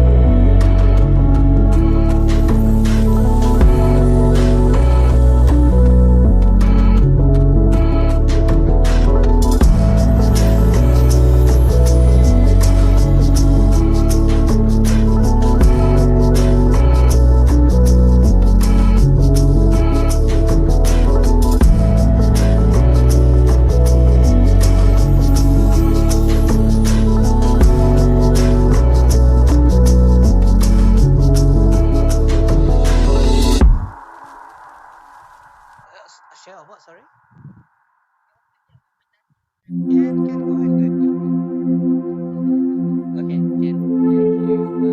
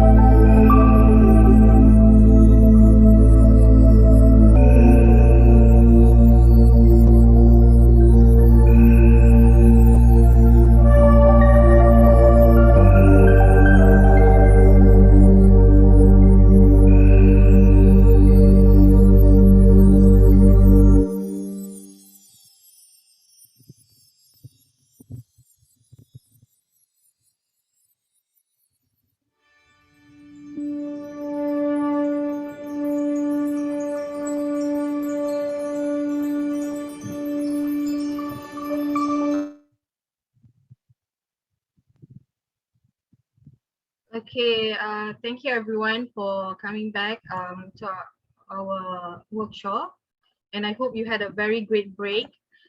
Just before we start, I would like to share with you some of the MENDAKI Raikan Ilmu program for 2021. Okay, if you can see on my screen right now, you can actually see a pool of great programs. They are all free to join. Okay, organized by MENDAKI Sense. Some are from the Kidivini, and then some of MIFSHA. Okay, so all these during the October. Okay, Raikan Ilmu. There's a lot of beneficial programs for kids, for all children, for youth, for parents, for educators. So you can check them out via this link. Okay, I'll spam the Zoom chat for a little bit. Okay, so you can actually click on it and look at the pool of programs there. Okay, all right. So Mr. Anuwar, I'll pass the virtual mic to you again, and we have one question from Abu Farabi Saifuddin, Mr. Saifuddin here. Yeah, what's the question? Yeah. The question at the Zoom chat, can children with ADHD be cured, or it will be self-cured when they grow up? Okay. Okay. The answer to is this. Yeah, is actually ADHD is actually a neurological disorder or disability. Yeah, that means it have to do with the brain. Okay. What the research have shown is that students with when they are at a younger age, they tend to be very hyperactive, but when they grow older, the hyperactivity kind of slow down. But what happened is that instead of being instead of being physically was that active, but their minds are getting active. That means they slowed down their physical activity, but increase in terms of their mental hyperactivity. That means you will see adult with ADHD tend to do a lot of things. They be jumping from one task to another task, and not being able to focus in their work. So if you see some of your colleagues, say for example, unable to meet deadlines, or very kind of easily show outbursts, even a little things, that kind of translate into what the physical activity they actually gone through when they're younger days, into some mental kind of a hyperactivity. So it's not really cured, but it kind of move about between the the three different subtypes of attentive, hyperactivity, impulsivity, and also the combined. So it is actually a prolonged, lifelong, what's that, disability. You will not see, but what you see is that some of them kind of decrease in terms of their some of the symptoms, but there are still some of them actually build up what's that mechanism to cope with their disability. So it's not something just like ASD or just like Down syndrome. It is actually a lifelong disability. Okay, I hope I that think answer you. Mr. Anwar, just now one of our participants she declared herself as diagnosed with ADHD. I think Miss Aida. Yeah. Yeah, I heard her story before as well. Yeah, I think as you mentioned, like it's a life term or lifelong condition, right? But the person, the adult himself or herself will adjust according to his or her condition, right? Yes, correct. You are correct. Okay, just let me just thank you for the questions. Yeah, keep the question going, and so hopefully again say as till the end, if there is times to actually look into it, we will. Okay, this is the one of the most important part of the what's that the session is how the brain works, understand, and then again I say apply later on how you're going to come up with strategies to scaffold what is lacking in terms of the deficits that you see in a child with ADHD. Okay, so sit back and look. And what I want you, there will be a quiz after this, and hopefully you can answer some of the quiz to check your understanding. Okay, are you ready? Okay, you ready? Let's begin. Oh, let me just check whether I have put the sound in. Yeah, it's in. Okay. Okay, can. Attention Deficit Hyperactivity Disorder, or ADHD, is a condition that causes both kids and adults to be easily distracted, fidgety, and impulsive. What looks on the surface like a behavioral problem is actually a brain disorder that affects both the structure and function of the brain. Research has found that the brains of people with ADHD are smaller in certain areas, especially in the frontal lobe, affecting impulse control, concentration, and inhibition. Brain development is also slower in people with ADHD. The neural pathways don't connect and mature at the same rate, making it harder to pay attention and focus. This can impair executive function, which handles organization and routine tasks. ADHD impacts brain chemistry too. People with ADHD may have problems processing dopamine, a chemical linked to movement, sleep, attention, and learning. ADHD can be tricky to diagnose and challenging to manage, but there are treatments that can help. Consult with a doctor for all your questions about ADHD. Okay.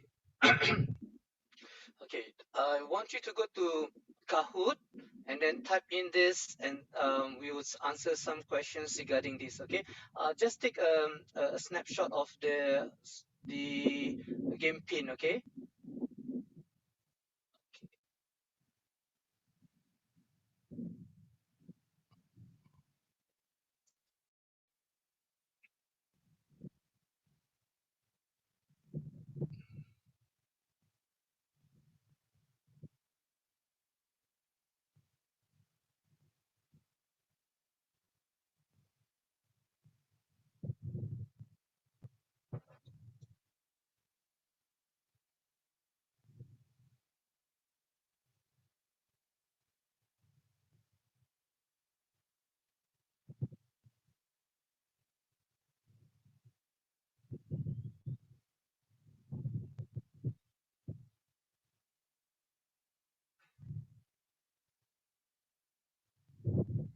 Let me put up the question first. Okay.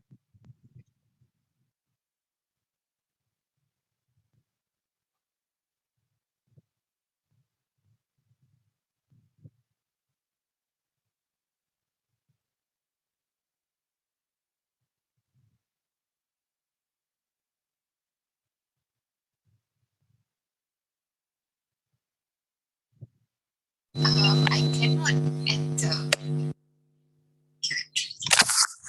think there's something wrong with the pin. Okay, let me try again. Okay, there's a. Is this the one? Are you able to see? Okay, now it's different. 7174696, is it? My apology for that.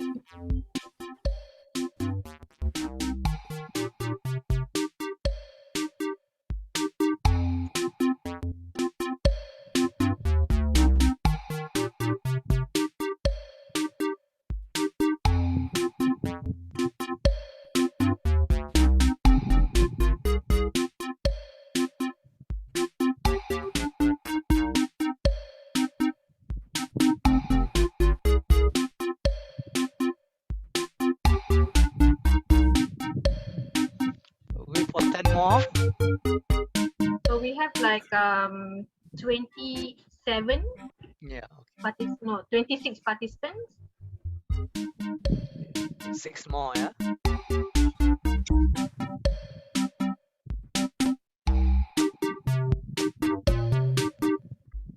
I'm so proud. I have Taylor Swift in the house.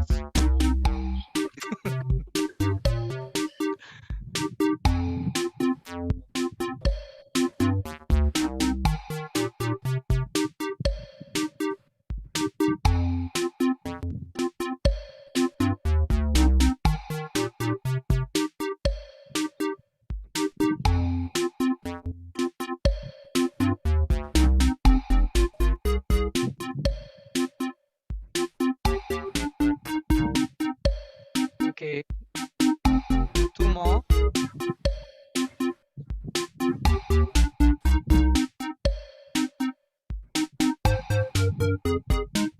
We just wait for 1 more minute and after that we'll start, yeah?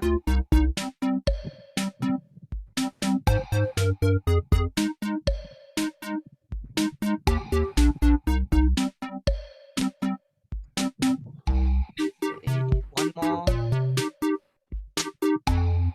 Oh, somebody got kicked out.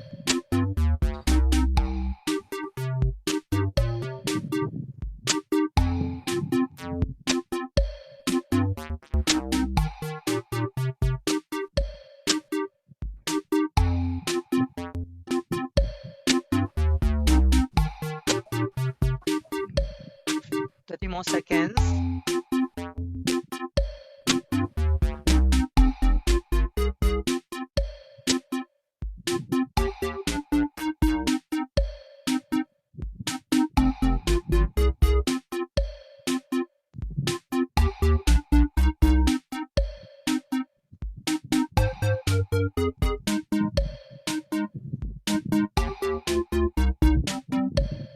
Okay, let's start, yeah?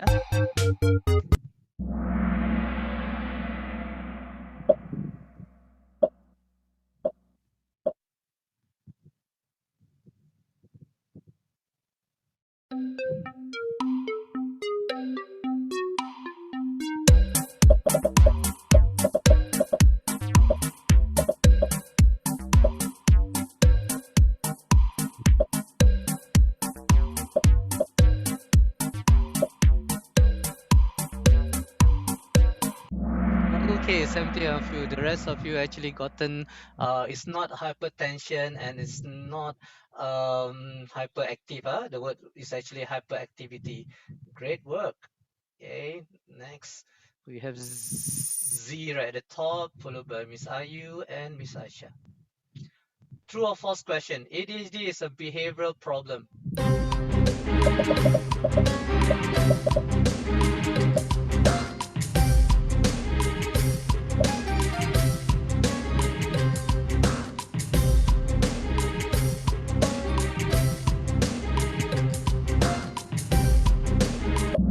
Oops, wow.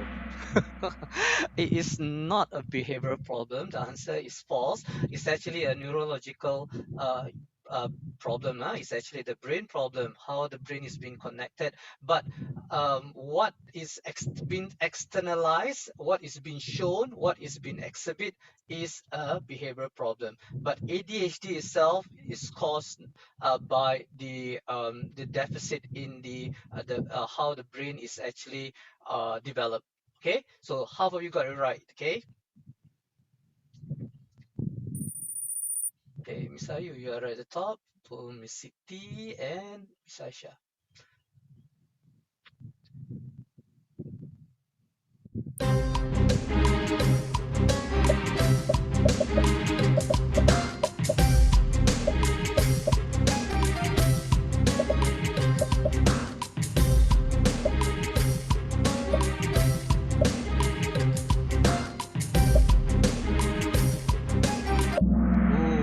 Okay, quite equally spread out. Okay, except for I think some those who actually put it is I think they think that is concentration is one of the problem. Yes, it is one of the problem, but the one that is not, the rest of all them are the problem that due to the frontal what's that, the size of the which is smaller than compared to their peers is causing issues of impulse control, concentration, and also inhibition. Inhibition is the ability to restrain from doing something or to stop before think and then stop and then think. Okay, they just do first, and so the three of them, movement is actually more of an externalized thingy, yeah, because they cannot control, cannot restrain themselves, they cannot control, and that's where the movement come in. So all the three are the so-called the caused by the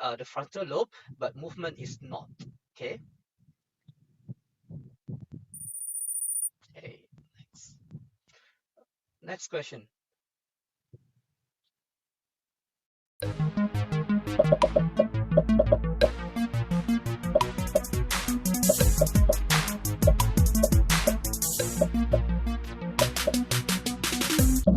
Yes, most of you got right. It is, yeah, because they cannot focus, which is inattentive, pay attention is inattentive, and also not organized. These all the executive functions have issues in terms of the not being able to do the one that is listed up there. One of the okay, that's right now the current thinking is about, because they have executive function deficit, that's the reason why they're actually exhibiting all the issues that you can see that they're externalizing it lah, basically. Yeah, later we will delve more on this executive function. For your information, executive function is just like your the air control tower, as to decide what to do and what not to do, what to think, the working memory and all those things. If that thing which is actually the frontal is situated in the frontal lobe of the brain, and if that thing is not well developed or well managed, then you will see a problem that what ADHD is actually showing. Okay, so are you still right at the top? Mr. Hira is catching up. Last question. Lack of what chemical cause students with ADHD to have difficulty in sleeping, movement, attention, and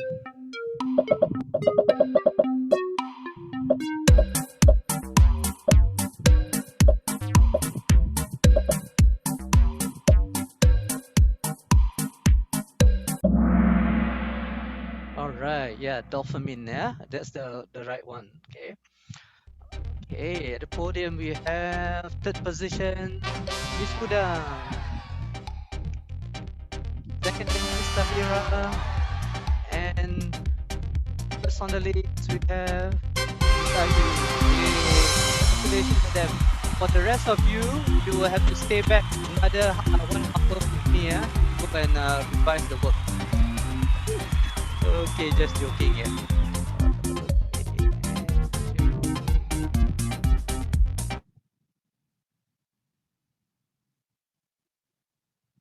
Oh, it's slides there. Okay. Yeah.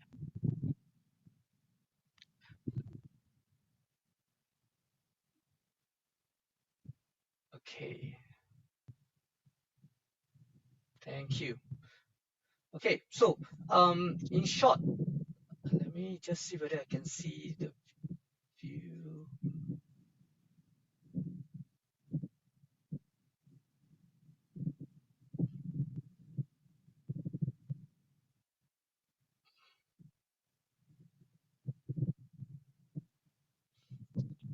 You hold on, I can't see your faces.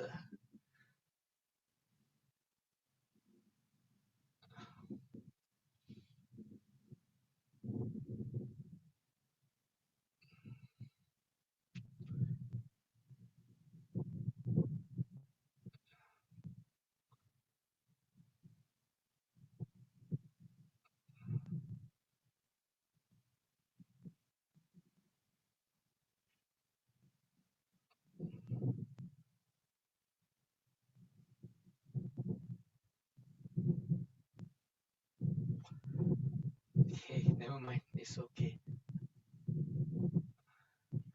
Ustazah, Yes, hello. yes. Yeah, how can I see the video panel? No, sorry, the view Oh, students. you right click on your self portrait.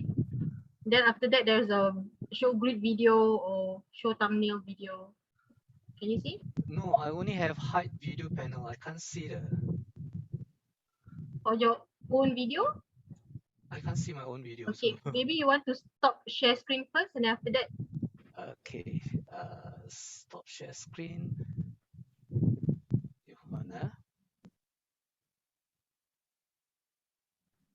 Yeah, okay, now I can see. Okay, yes, thank you. All right. Okay, so just in short, sorry if I take once I make it to full, you will become I will not be able to see the. Are you able to see the slides? Not at the moment because you stop share screen. Sharing. Okay, Yeah. can more share screen. Share. Well, once I share, I won't be able to see the video, right? Mm. Okay, can never mind. You be my eyes lah. Okay. Okay, so this one in shorts that video show tell us is this is that ADHD is actually a performance deficit, not knowledge deficit. What it means that my problem is not that it's not with knowing what to do, but to do what I know. When do I need to know? That's the issue. So is you can tell the students that this is how you know you shouldn't put up your you shouldn't blurt out the answer. They can tell you exactly what you are telling them, but the moment they want to perform it at a situation, they are unable to do it, because the way the brain works is that I just do first, then I think of the consequences. That's the problem. The front part of where is actually doing the performance, the front part of our brain is where the performance are taking place, and at the back of our brain is where the knowledge is. So when they are not connected, that's where the issues in terms of the what we are talking about, performance deficit.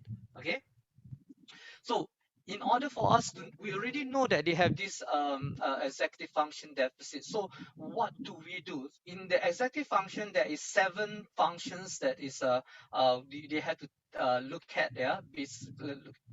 So we're going to go through one by one. What are the functions, and how are we going to what strategy that we're going to use to scaffold those deficit? First, self-awareness. This is the self-directed attention. Unlike you and me, we can actually, oh, okay, I know later on was that there is the teacher is teaching. I want to make sure that I pay attention. You know what to do. That when the teacher say don't look at the don't look at the things, people are walking around outside the corridor. You can tell yourself, but the child with a child or a student with ADHD, the first thing they will do, they will look outside. So that's the issue in terms of the awareness, and they are not self-directed in a way. Okay, so in order for us to teach them, then that's where we have this self-monitoring chart. Later on, we will be more pictorial later on. This one I just give you so that you can connect what is how the brain deficit cause the child to not being able to do like their peers, and what can we do in a very short while. Okay. So in a self-monitoring chart, you have a little card where it says that how many times can I go to the toilet? How many times can I raise my hands? How many times can I have a physical break, and so on. So that physical thing will help them to be able to do the right thing, perform at the right thing, because the information is physical there. Okay, so that's one. So you must make the things that they can see. They know what they need to do, but at that point of time, there's no scaffolding is being provided. That's why they kind of just just do the thing without thinking about the consequence. Number two, the second part of the executive function is that inhibition, means also known as self-control. They cannot restrain. So that is the deficits that causing them have a lot of issue too. Yeah. So what are the things that we can do? Stop to refuel, give frequent breaks during tasks. So what this suggests is 10 minutes tasks, 3 minutes rest, 10 minutes tasks, 3 minute rest. That's one of the things that you do. But you depend on some of the students. Some students can go a bit longer. They can go 15 minutes and then 3 minutes kind of rest and so on. So it's all depend on the child, how the what's that, the older they are, the likelihood they can actually sustain a little bit longer. Okay, that is stop the flow for stop to refuel for the inhibition. The second one is pause. You use was that either a red rubber band to physically tell them pause. You can put on a red band and then use and show that and say that, I'm pausing right now so that I can think. Or the other way is put on a red cap. Then so, oh, now I'm actually at a pause mode. I means I want you to think first before you start doing your work. This is a scaffolding, something that is visual that they can see to help them to be able to do self-control. Okay, there's a lot more, but at this point in time, you just have to link what is their problem, what is the some of the strategies that you can use. The third one of the executive function is a non-verbal working memory. The ability to hold things in your mind, but they have issues in what we call the working memory. Well, just say, for example, for you, if I were to say to you, my handphone number is 910162224, are you able to tell me right now? Anyone can tell me what's my handphone number? One. Okay, so what happened is that there is 7 seconds for us to hold a memory. Whenever we do not focus, it will be just gone like that. That's what's working memory. So in order to help them to remember, we need to provide a visual imagery, how well you can picture the thing mentally. That is some of the things that they actually weak on. So what we need to do, make mental information physical. You have to do it there, and means that the instruction must be there for them. The picture must be there for them to be able to see what are the things that they need to do. So it's easier for them. The second thing is that make time external or physical.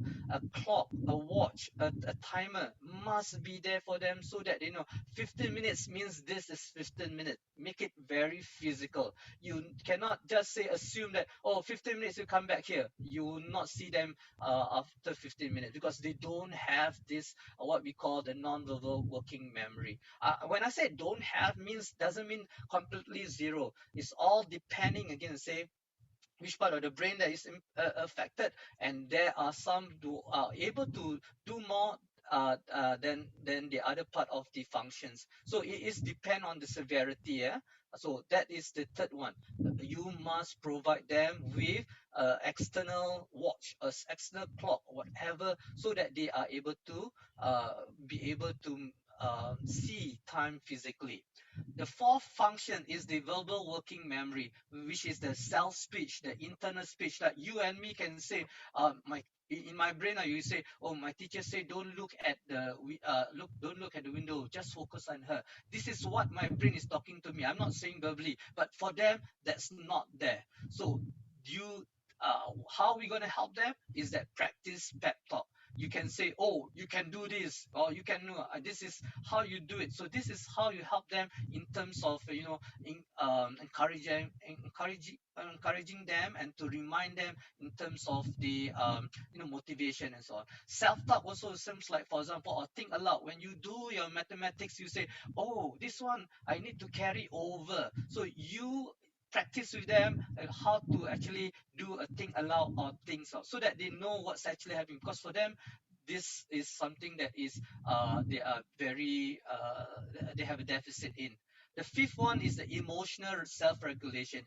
After the first, second, third, and fourth executive functions are put together, where this is a part where if you put the strategy together, then they'll be able to regulate themselves in terms of putting this, like we just said, the visual, the timing, the was that the verbal part of it combined together, then can help this in terms of this emotional self-regulation.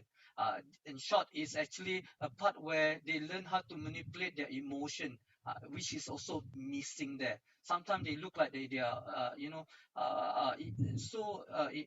have no emotion at all at times. So how you do it? The strategies were noticing the student. Wow, today you have a very nice haircut. Want to you? That how say, oh, the nice haircut. Teacher feel good, and I feel good.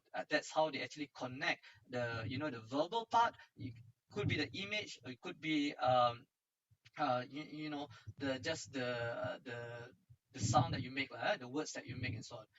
The second strategy will be the zone of regulation. If you heard of this, it's quite widely used, where they put an image, put the words and the feelings together so that the child can connect. This is how when you feel very upset. This is how you feel happy, and so on and so forth.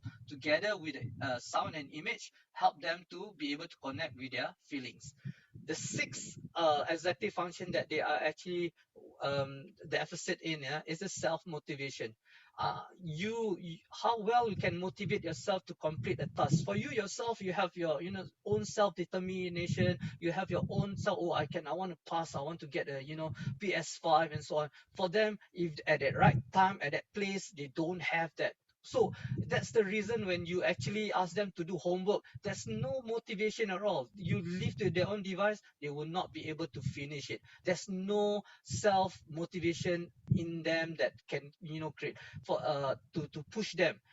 That's the reason why you can see them when they play a computer game, hours and hours. Why? Because computer games have a motivation, what's that, features inside. Every time you do something, you get a point, and then you go to a higher level. So that's the reason why they can so focus in playing computer game hours and hours, where when they ask you to do homework, they can't, because unless you put something there to them to feel the motivation, they will not be able to finish as on their own device basically. So that's the reason. At times when they become too focused, they can what we call hyper focus, that it's very difficult to pull them out of their focus area. So these are the things that you have to look. So in order for you to be able to get them to so motivated in the class or self-motivated, you must make sure that your lesson plan or things that you're going to deliver is as good as a computer game. So that's your challenge, yeah. And the last one, planning. Can I hold you there? Yes. I ever seen a parents, right? She want to reward her child, right? But she said like, okay, if you finish your homework, I'm going to buy you, for example, lollipop. Yep. Is that okay? Like, It's okay. It's okay. I know where you're isn't coming sugar from. like contribute more to? Okay. So first and foremost is this. There are people who think that, oh, you shouldn't do that kind of reward, because you're actually teaching them how that they need to gain something in order to do. But it's true, but a child with ADHD, where they have no motivation, we just putting that, and then slowly they gain the motivation. You can phase them out until they reach to this point that they don't need this so-called the external what's that, motivation. They can have their internal motivation later on, but that will be a start. The second thing is about the lollipop. Again, just for your info, sweets and it's only a myth, saying that you eat sweet for the student with ADHD, you can actually cause them to be very hyper. Yes, there is some kind of relation, but if you take a sip of it, just say for example, you take a sip of what's say 100 plus or a sweet, is very helpful to kind of increase their concentration.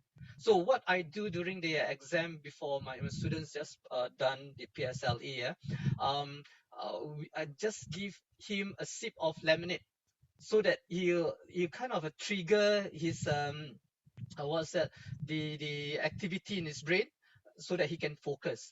So if you talk about a sip of sugar, a sip of things that kind of inject the function, is okay, but not the whole Coke drink that you will definitely have a impact on it. Yeah, but what I'm saying, that if it's a lollipop, if it doesn't cause him any issues, go ahead and do it. But at the end of the day, is this what we are trying to do is we need to put in the external motivator for them. You don't put that, you will not get it. Yeah, but maybe if it's not food, it can be something else that the child playing Lego. That could be one of the things that you do. Yeah, does that answer your question? Yes. Okay. Thank you. So it's okay. Yeah. If you say lollipop, it's all right. The last one is a planning and problem solving. This is a part where we think that it's a self play. How we play with information, and then we kind of put it in place as to like analyze the problem, and find out what are the solution, and then review it. Those are the things you need to scaffold in their learning. Say for example, when you actually do composition. Later on, you see some of the things that I actually showed you, what you meant by, scaffolding, make problem solving manual to them so that you can see, so that they can apply when they actually doing the task and so on. So this 7, always whatever you do later on in what's that, the next session, you have to look how does it relate to the executive function. Okay, any questions? Okay, if no questions, I'll just move on. Yeah. So again, in a simply put, I just want to let you understand that one of the things that you do need to know is that there's no one magic answer, and there's no one what's that strategy that fits all. You do have to kind of try and test, and then see whether it actually work for the child and so on. These are the basic thing: routine, consistent rules, reward good behavior, and don't ever reward undesirable behavior. Because if the child keep on crying to want something, and then you give to the child, he will learn. He will learn that if I cry, I get what I want. So do not ignore until the thing, unless it is something that is danger to the child, safety is a concern. Yes, you can bring the child in, but again, say do not reward the child and so on. Okay. So these are the fundamental principle of behavior management. Must put routine, must have consistent rules in the classroom. In this class, for example, when you have a teacher teaching different subject, everyone must agree of the rules that you want for the child with ADHD. Because if not, the child with ADHD will actually learn how to manipulate. This teacher can, I also, I would do the same thing to the teacher and all those. So we must have that united front in order for the child not to be confused. Same like it was at home and in class. I work very closely with the parent to tell, so these are the things that we do. Hopefully you can actually continue and see consistency so that the child will not get confused. How come my teacher say cannot, then my mother say can, that kind of thing. And then the child will say, hey, if my mother say can, means at school so I can do it. So those are the things that you have to remember. So these 4 magic things of principle of behavior management: must have routine, consistent rules, reward good behavior, and do not reward undesirable behavior. So for these sessions, let me just kind of give a reflection. Now we started off by understanding ADHD, and then we also learned what is it like to have students with ADHD when you actually go through that simulation. And the last thing that we do have to make a stand right now: do we want to use the same method that we know that is actually not right? It works for the rest of the student, doesn't mean it works for a student with ADHD. You must understand it doesn't. Okay. You need to be different from because they have different issues. Just say for example, right now, if I say everybody most of the students actually have short-sighted, and then there's one without. So I say everybody must wear spectacles. that not going to benefit for the child who have long sighted or something like that. You must make sure that the strategy that you put in cater for the need of that child with that kind of disability. Okay, so you do need to make a stand for that. Okay. Okay. For this one, I think I'll skip this. I'll just continue with the second session, which is managing attention deficit behavior. Okay. Along the way, again, please do feel free to stop me and then ask me questions regards to pertaining to this session. Okay. Okay. What we're going to cover today is for this session is attention deficit behavior. What are the behavior? I think we have gone through that. We'll just kind of recap back, and then what are the strategies for us to actually use. Okay, again, you have done this activity. They do careless mistake. They have difficulty in sustaining attention. Say, for example, things that are very lengthy, like just this kind of workshop. You will not see them last. You see them already kind of be distracted and not being able to concentrate. They often seem to listen. You talk to them, but actually their mind is on. They just say, for example, they seem to be somewhere else, probably at the Disneyland or somewhere places that they want to, they have gone through, or they see things that are in front of them. The bird is chirping, and they look at you into your eyes, but their brain is somewhere else.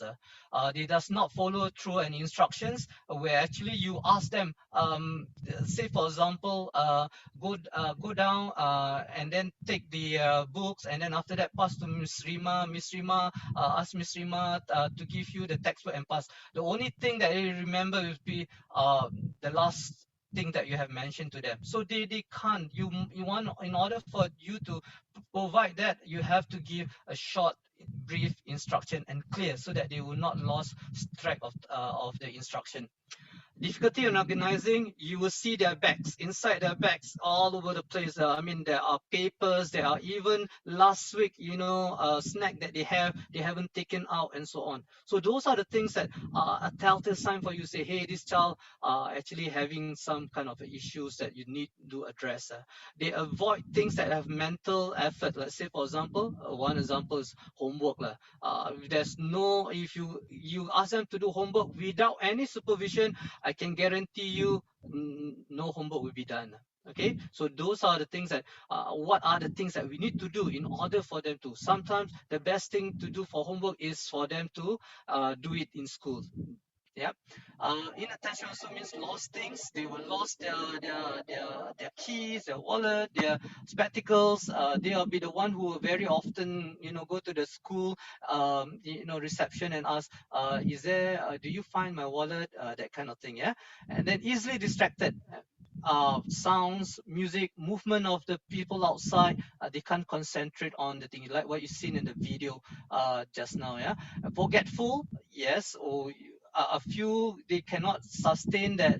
Again, that's linked to the executive function of the not being able to sustain the non-verbal memory. This is where it's linked towards the executive function. So what are the things that you can do? First, mistakes, if you want to, is to have a checklist for them to be able. So this, you must make it very physical. You must make it into, like, say for example, I can use capital letter. You have check or not? I can use my finger spacing. Have I seen check or not? I can use ending punctuation with full stop, and so on and so forth. So with this, you are actually helping them, scaffolding their learn, so that they, and hope only by when you do it every single year by year, and every routine, it will ingrain in their brain that this is something that I'm not saying that when it's a child actually having not so deficit in working memory, they cannot remember at all. It's not. You see that they can actually put on their clothes. You see that they can actually put on their uniform. You see that they remember because it had been kind of ingrained in them that those are the things that they do daily. It will kind of reap the fruition later on. So you must make it something of a routine, something of a habit. then it will be inculcated in them. So likewise with problem-solving checklists, say for example you do the mathematics, these are the things must be at the side of their table when they are doing their work. Have I read the thing? Do I underline or highlight the thing? Have I drawn the to solve the problem? What do I write? How do I solve? And do I check? So in one of the primary school that I've seen, they have this thing at the back of each of their assignment. So you must put that little thing so that every time they reach to the end, they will go back and then check whether they have done all the things that is actually a checklist that is supposed to go and check their work, their working, and so on and so forth. Yeah. So these are the scaffolding that you need to put for to avoid careless mistake. Yeah. Then remember, talk about the time. Make time physical. Have a timer there, a stop time to be there. Again, as I say, just like you and me, for those who are wearing spectacles, if you don't have a spectacles, if I right now I said everybody who wearing spectacles, take off your spectacles, you will be as blind as you know, blind as a what? Blind as a, see, I can't remember. Bad. Bad. Yeah, okay. So that's the thing. So if you, for the child with ADHD, you must give them that scaffolding. Taking out the spectacle will cause you not being able to see, so you can empathize that they don't have any, they have time blindness. So you do need to put, you cannot be scolding, I told you to finish 15 minutes. How come you don't finish? Teacher, I can't imagine how 15 minutes look like. So having that physical thing will help them in terms of being able to pay pay attention. The other thing is that they need this kind of praise to help them. Oh, I can see Norma is really focused on her work. Means that when he see, oh, that child got my peer, I'm actually a student of ADHD, got get a praise because he actually was focused on the work. So I also want to focus on my work. So that's one of the ways for you to kind of and also highlight the good points. We tend to always catch them when they do the wrong thing. We must catch them when they are doing the right thing. Okay, celebrate every success. Paying attention, make it like I just say, everybody do shine right now. Okay, Ken, Miss Ida, what is shine? Sit up straight, hands folded in your space, no noise, eyes on teacher. Thank you very much. So you re-emphasize it. So everybody do the shine. I don't have to tell already. You know the S is for sit up straight, H is for hand folded, I in your space, N for no noise, and lastly eyes on teachers or whoever is talking. The last one part is about take attention break. Remember just now I said about the 7 executive function. This is the part about you need to break the task. Every 15 minutes, you are going to look at the to give them that mental break that you need. Sometimes they need to refuel. So this is what I'm going to do right now. Okay, everybody, let me just stop share first. You can pause. No, stop share first. Let me just hold on. Okay. Okay, Ken, this is what I want you to do. Yeah, everybody, you have been sitting down for quite some time already. We are going to do some exercise for after 15 minutes, right? You hold on, let me. Okay, let me just share this, and everybody have to do this, yeah. Okay, where is the share screen? And okay, stand up and spend 1 minute to do some exercise so that you can continue with this workshop later on. Okay, I'm watching you.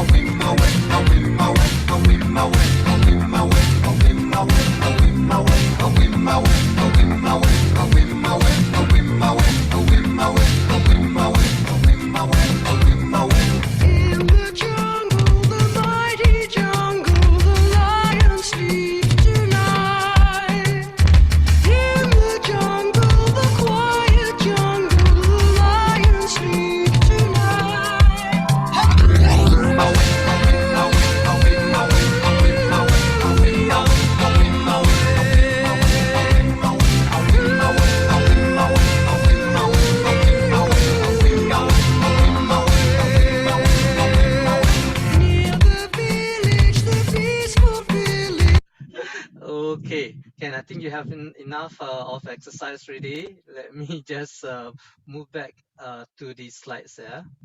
So where is the share again? Sharing this share.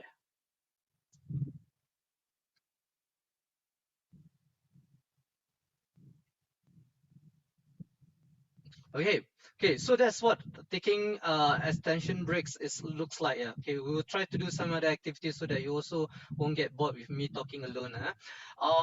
One of the things that they do not seem to listen also, check for understanding. Just say, for example, Cindy, can you repeat what I've just said to you, just to make sure that they actually have captured your thing. But this is sometimes not enough. By the time they actually move on to another place, they've forgotten. It's good, again, I say, to make your instruction physical. Because if you don't, chances are those who are actually having severe issues with their so-called working memory, they will not be able to remember what you ask them to do. Okay. The other intention is okay. This is about finishing schoolwork. Or the homework. This is what we can do. We know that that it can be done in schoolwork best to be done. Say.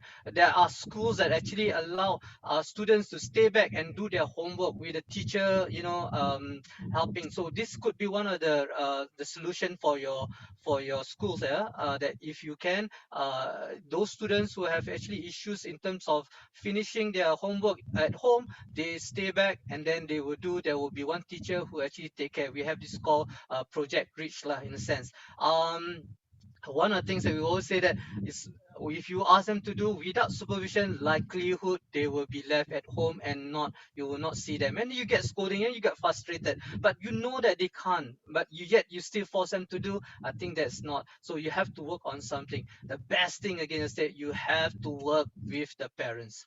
Help the parents by say, hey, let's, maybe I can suggest to you to help a homework routine, and then I'll give a child a call, a few days to just make sure that the routine is being followed. 3 o'clock they have their snack time, 3:30 settle the child at the regular homework, 3:25 your child does homework and stay around just to see, and then 4. So sometimes parents do need that kind of scaffolding to kind of implement in at home. So you help with that, and again work together in collaboration. So you will see that a child with ADHD will be able to be scaffolded with the homework that they are supposed to do at home. Because if you leave the parents on their own device, they would not be able to come up with something like this. So you do suggest, likewise, for parents, you do need to see things successful. You do implement, consistently with work together with the parents. So putting a homework routine will be one of the way to help if there is parents who are willing to work together with you. If not, any homework, just stay back, finish it, and then you can go home. That's for the older child. I mean, those in the upper primary or secondary. But for those who are low primary, there's not much you can do. Okay. Organizing tasks, to-do list, the so-called school planner, the 2 boxes of work and finish in front of them, so that they know these are the things that they need to do. Physically, they know, oh, I have 3 more worksheets to finish before I put it into the finish folder and so on. A pocket file organizer, so that I can plan what I need to do and so on. Stationary station is when they are the one who are going to forget, oh, I don't have a pencil, I don't have a eraser, I don't have this. So you have that in front of the school, in the classroom, so that they can actually load it and put it back once they've finished using it and so on. So again, what we are doing, scaffolding, providing the environment that is to help them to be able to scaffold their deficits in organizing tasks and so on. So these are some of the things that you can do. Now talking about they're reluctant to do. Remember, I was saying about one of the things that the problem solving part. This is where you put problem solving manual in front of them so that they have to be able to visualize what it means when teachers say I need to do an essay, I need to finish the introduction, the body, and the conclusion. You cannot just tell them verbally, but must put in front of them a template so that they can actually follow through. Complete this in 5 minutes, show teacher. Complete in 10 minutes, show teacher. Complete so that they know what they need to do, and they have this motivation that every 5-10 minutes a teacher will come and guide me to whether I'm actually moving in the right direction and so on. Likewise, when it comes to spelling, reduce the number. Say you have 10 per week. At the end of Friday, do 5 on Wednesday, and do 5 and combine them together as the result and so on. So this must, again, as I say, the breakdown of the tasks that you're given, make it very manageable for them. I know it sometimes you say no I cannot do, this is how it's been done. But if you make that little effort in doing some differentiation, not say less of what the rest are doing, but is in a different way, you will help them be able to catch up with the rest. Okay, so these are what talking about again the other executive function of problem solving issues, where you provide them with the physical problem solving manual so that they can follow through. Okay, lost things, again, as one of the things that we do, wallet, buy those things that the spring call thing that they will not lose the thing. Not I don't expect you to buy. You can always suggest the what's that, the parents to got it, to buy on their behalf. And then Bluetooth tracker, if it needs to. Some parents, you can actually use okay, my child keep on losing thing, you can tag this, and every time when they lose, I have a student, almost a daily affair, that he actually loses his lunch box. So the lunch box is tagged with this Bluetooth thingy. So the teacher, provided by the parents, the teacher just look at the download the apps and then know where's the exactly to find. So this is one. Again, I say the best thing is that you can find it. It be more prudent and more. That's the best thing. But sometimes, again, I say, especially when you really become severe already, this is one of the things that you can actually help the child to mitigate this issue. And the last one that I'm talking about is the same place tree. Put a label there, same place, so that the child say, every time you come back, put your wallet at the same place tree. Then oh, same place tree, is this what it meant? It must be in this tree. So this is one other way of actually trying to. The same likewise when you are actually doing in class, where you say that the child must put their lunch box on the at this place where it's designated for all the lunch box or the water bottles and so on. Okay, and so this is one of the strategies. In the classroom, if the child is actually distracted, one of the ways is actually to put them in front so that they can you can give the attention and then not distracted by their all their so-called peers around them and so on. This is one of the ways you put in front center, increase the distance between the desks. You use positive peer models. This is one of the things that you can work with your students who are of have higher ability, where sometimes when they help the child, they will not miss out your lesson and so on. This is one of the things that you can do to kind of provide them with that scaffolding and say. But again, you must build that relationship with the two of them before you start, because sometimes the child with ADHD will find them as a nuisance and they'll shout at them, and then and the other thing is that you also must not only have one but 2 or 3, so that they can rotate, so it doesn't put a lot of pressure for the only one child who become the students with ADHD buddy and so on. The other thing that you do need to remember is to inform the parent, get the parent consent first before you actually provide the buddy. And the buddy also, parents also must be made known. You cannot keep quiet and then say, if something happened, they can, how come I wasn't made known about this buddy system or peer things that my child is doing. So do get the parents consent first, yeah, both parents. Remove unnecessary item for the child's table. Make it sure that's clean. There's no, pencil, all this thing is all under the table if it's possible, so that they are not distracted by their stationaries and so on. Forgetful, these are some of the things that you can put in place. Use a acronym. Let's remember one of the things that we learned, SHINE, shine, which is sit up straight, hand folded in your space. What's that? No noise and eyes on teachers. That could be things that I remember. In maths, they use this KFC, keep, flip, change, and multiplication for dividing fractions and what's that? The fraction and decimal. Or for fractions only. Yep. And then routine schedule so that they can know what's coming next. Acronym for mathematics and so on. Okay, let me just stop here. Can anybody just suggest any other things that that you use in your classroom, or when you remember that you use in your schooling days? Anyone? So that everybody can benefit from your sharing. Maybe I can share, Mr. Anwar. Yes, thank you. Who's that? Saida. Saida, thank you, Saida. Okay, previously, because I will ask a lot of questions, right? Mm-hmm. So I'm quite fortunate. At that point of time, it's very not known about this ADHD thingy. So I was known as the naughty child at class. Yep. Okay. So my best friend actually created a card. Give at each session she will give me 2 or 3 cards. So I can only disturb her when I give her this card. So when I finish the card, I can no longer ask. So I will be very prudent to ask her which question will be important for me to ask. If I finish user the card, so I got no more card to ask her. Okay. So that is one of the things that we do later on when you. But it's a good device. It's a self-monitoring. What's that strategy for the child to remember that, hey, I only have left 2 more. If not, I will not be able to ask question for my buddy and so on. Is that what it's trying to say? Correct. Yeah. Okay, Ken. Thank you very much. Yes.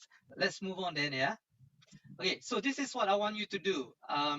Those who do not download the material, what you need to do is just draw a little task, and then again, the task list of what you things that you need to do in the morning when your student is coming. For parents, what are the things that you want the child to do before they leave the school?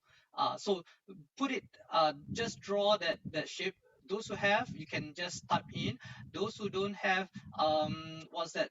Draw on a piece of paper, the same grid that I given here, and then write the task and just draw a little. We spend about maybe 5 minutes and post it onto the did I put no, I did not put up.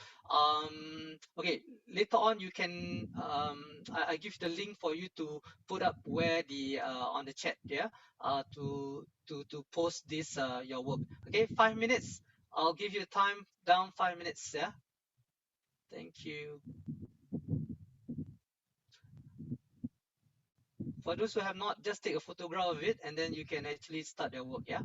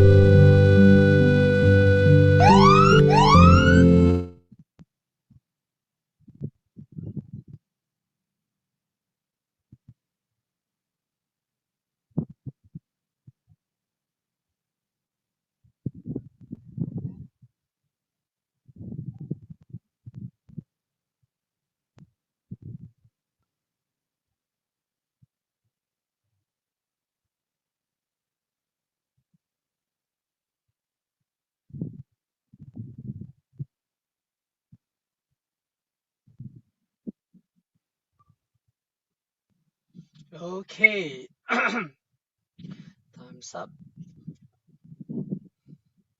Let me just check the anyone have actually put up the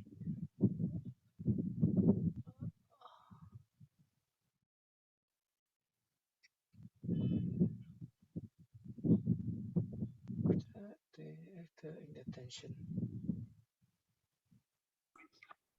Okay, just hold on. New share screen share. Are you able to see the screen? No, not yet. Not yet. Uh-huh. Is it coming up? It's not. It's still the timer. Yeah. Hold on. Let me stop share again and more share screen. This one share. How about now? Yes, perfect. Okay, thank you very much. Since some of you actually have, I forgot that you have to usually put the subject, your name first, then I know who's actually have done it. But nevertheless, take out water bottle, take out milk bottle, take out diapers, put in the name ziploc, keep back, and then cubby hole, take chair, go assembly area. Okay, Ken? These are usual. Sanitize hand, place homework to submit neatly to table, and read a book quietly. And then this one, brush teeth, get dressed, brush hair, put the socks and shoes, take your bag, and kiss bye bye, and well done. Okay, Ken. One of the things again say that you do need to bear in mind is that try not to put too wordy. A picture will help to explain a lot of things. So instead of just say, for example, so I say, where's the longest one? Take out storybook and activity book. Just maybe just do one. Take out read storybook, and then hand in activity book. So it become 2 layers lah, instead of two together, that kind of thing.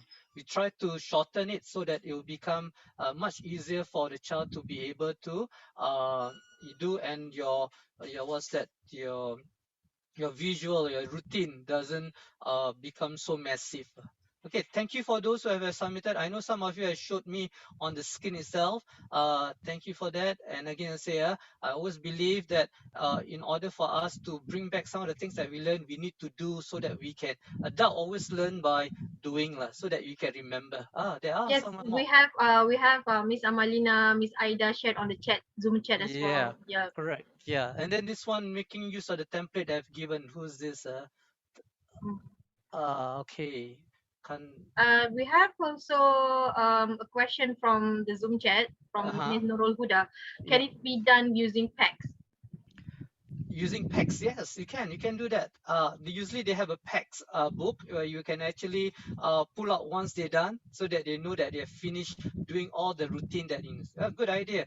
Thanks for sharing again. Yeah, those who are very familiar with the PACS system, or especially working student with autism, you have that so-called folder where there is a zip lock there, zipper there, where you can paste all the things that you need to do, and when the child finish each of the tasks, they can just take it out, showing that they actually completed the routine that they are supposed to do, and so on. Okay, Ken, thank you. Okay, let's move back to this, and okay, Ken. So this for this again, I say, just let me sum up. Yeah, that we actually, the students with ADHD difficulty in filtering some of the irrelevant information, they tend to deviate what things they're supposed to do, and so on. And then they also, with the checklist, movement break, routines, and planner, will help them to be able to to scaffold in their learnings. These are the things. Remember, I say, if you don't put it there, you can't blame them for not being able to follow through your instructions that you need to do. So we have tried one of the thing, which is the routine. This is one of the routine that is done in my in the school that I used to work with. In terms of the wipe down measure, it's a very simple 5. You don't need even to have a picture if the child can actually be able to read the words and so on. Okay. Next. Okay, let's move on to 3 sessions. We have 2 more sessions to finish, and then we can wrap up it today. Yeah. Now we have already finished the inattention. We are moving on to the hyperactive behaviors. I would run through again, so to recap, what are some of the hyperactivities that we are looking at? Being fidgets. How do I get rid of this first? Fidgety, need to tap, squirms, often lift sits. These are some of the motor things that they actually need to just get out of their system. Run about or climbs, and then they're often unable to play quietly. They will be the one who actually gets so overly excited. They're on the go, driven by motor, and this again, I say, due to some what's that the at times where they're overcharged in terms of the dopamine chemical reactions in their head. That's where they will not, again, I say, be able to restrain themselves. They talk excessively, just like me. Work hazard. Basically, just keep on talking, and they will not actually provide any kind of turns for the others, and they always want to be the one who be talking in the class. So some of the strategies that you need to put in place. Yes, fidget cube. You know that they actually sell online here. You can use it, but some schools, some teachers don't like it because it's like a toys, and everybody will say, hey, how come he's allowed to bring a toys to school? So you want to do it, you have to explain to the whole class why is it being used for him and so on.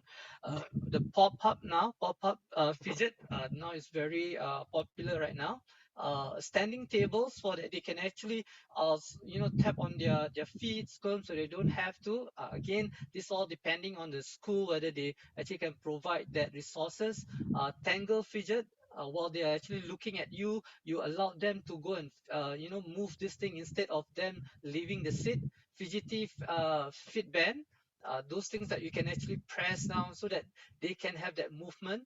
Then wobble cushion, this one, yeah, we put on, and this one, not a lot of them like to do it because they find it very funny and give a very different kind of sensation on the buttock, obviously. But when the rest are looking at it, they probably will laugh at them. So even though it's being used, but not really popular as part of the fidgety toys that they can use. So this is one of the things that they can do, fidgety to address the fidgety part.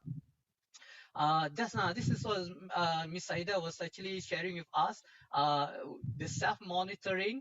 This is, remember, the part about the one of the executive function, which is the self-awareness. By giving these cards, then they will be able to self-monitor, like how many times I actually can stand up. The teacher allow me only 3 times, so I can monitor the time that I actually. So they don't have that ability. Providing them with that visual cues of this self-monitoring will help them to not disobey or your instructions, and also to be able to delay their gratification in a sense. So that self-monitoring chart is one of the things that you can actually look to those who actually have leave seats caught a number of times.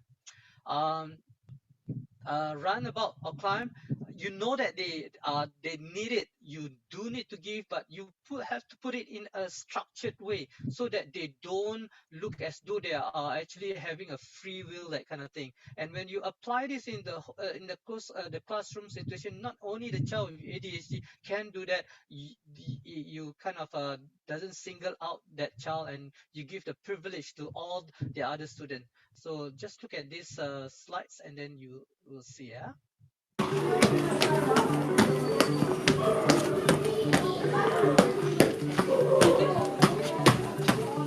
The tiptoe because you can do it super duper fast, and the ABC hopscotch because I do it on 1 foot. Helps me focus.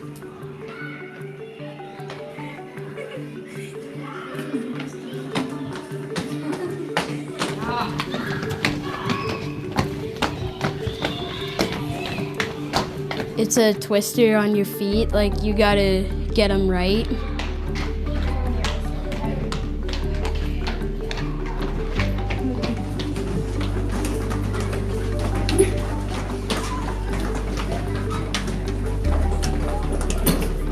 It just really helps me calm down.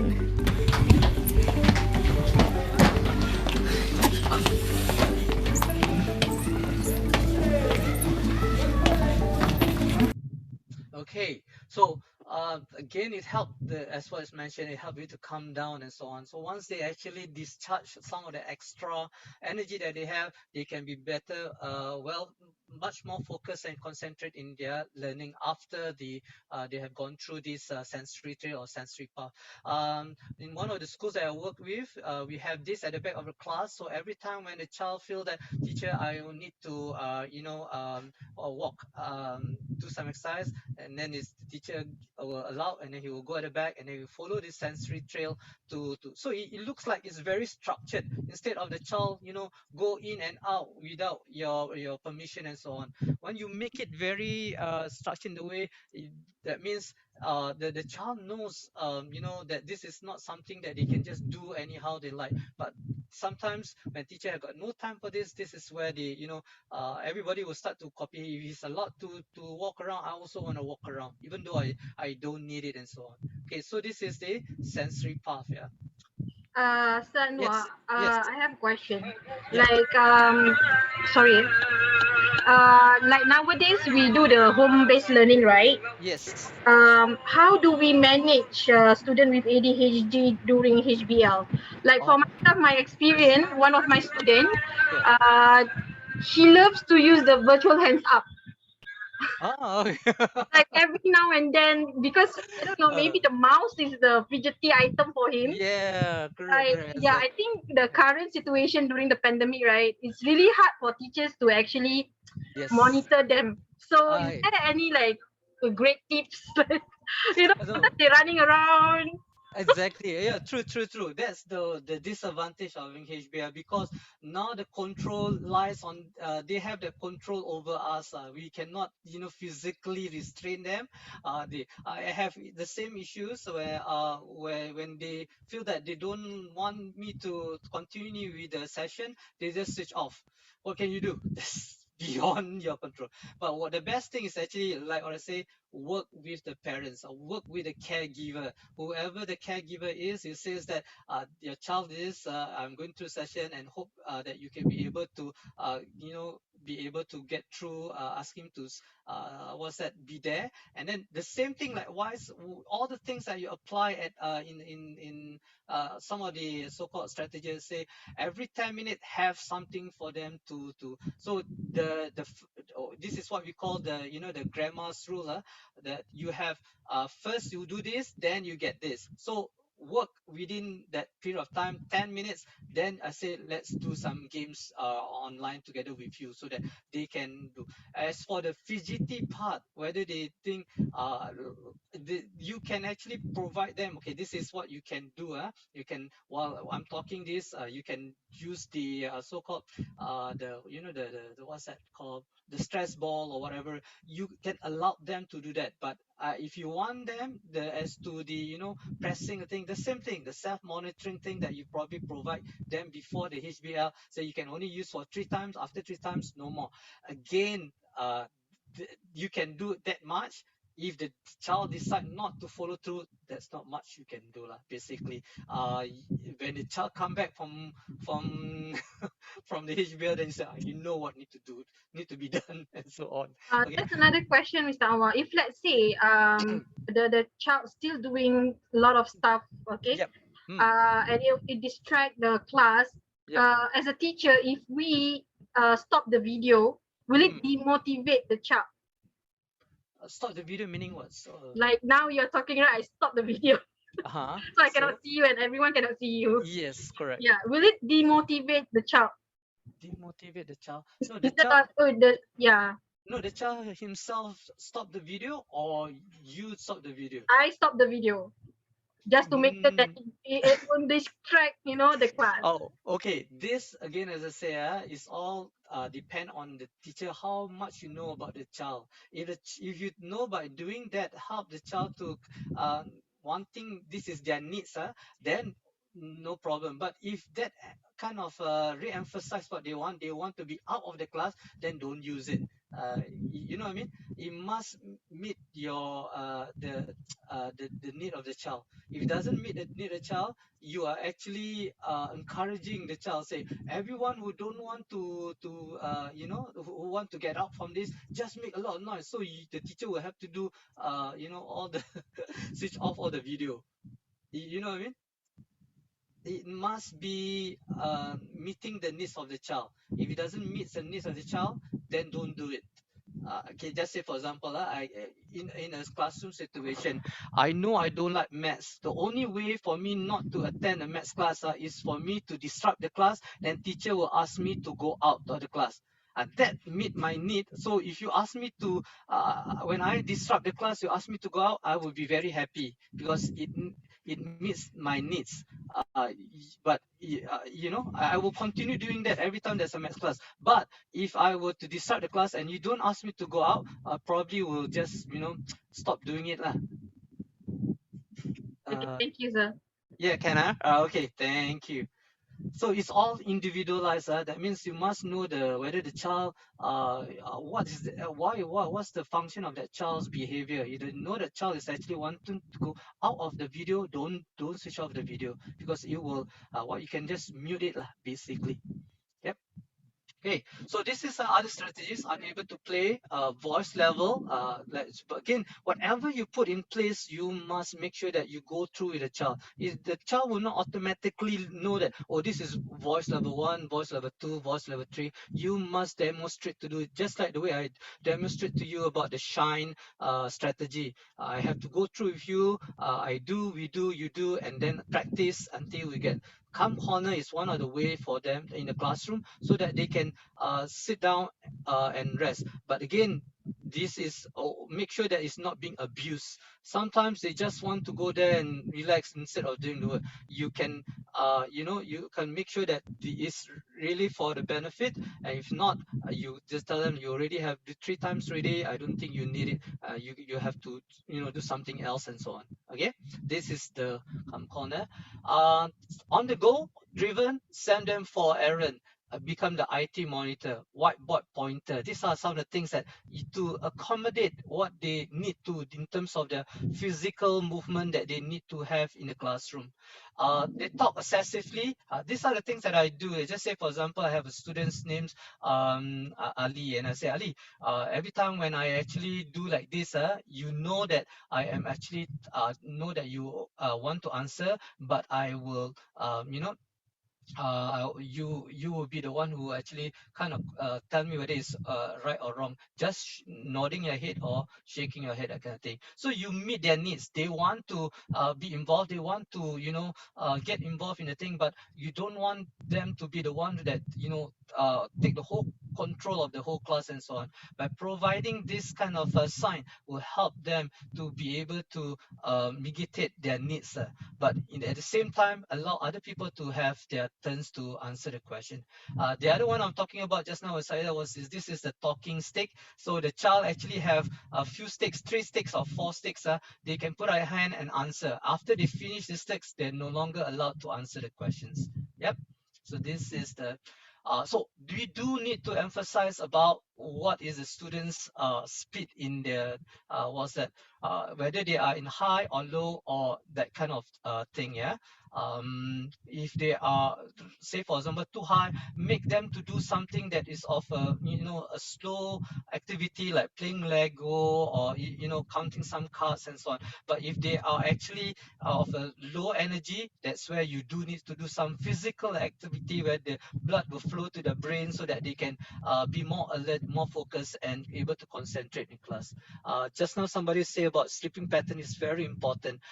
Again, if there are needs to provide medication to help the child to regulate their sleep, that is one of it. Because if not, by the time they reach school, they feel very sleepy, no learning can take place. But again, use this as a last resort. If you cannot put in a system in the at home where they actually can follow through, just like, you know, half an hour before going to bed, let them, you know, settle down, read, put on all the, you know, essential oil, whatever things that you can do without medication. Try first until you say, oh, I'm really exhaustive, then medication will be done, because there's a lot of side effects that you have to bear in mind when you actually have some medications lah. Like one of the things, electronic device at least half an hour before you sleep, because if not your brain will be uh, still moving. So this is what I want you to do again, yeah. For hyperactivity, the chart I do, you can copy this, right, the target behavior that you want them to self monitor, and then you pose it onto the what's that, the Padlet, or you can actually do it on the chat group, or you can just show me on the screen. Okay, spend 5 minutes to for this, and we can move on to the next session. Okay, Ken? Anuwar, we are at 1 p.m. right now. Yeah, I know there about half an hour more to go. Okay, Ken, right? Ken, 5 minutes. Okay, everybody, like I say, you must do it so that you can remember what need to be done. If you don't, it will just become me talking all the way. 5 minutes, okay, guys?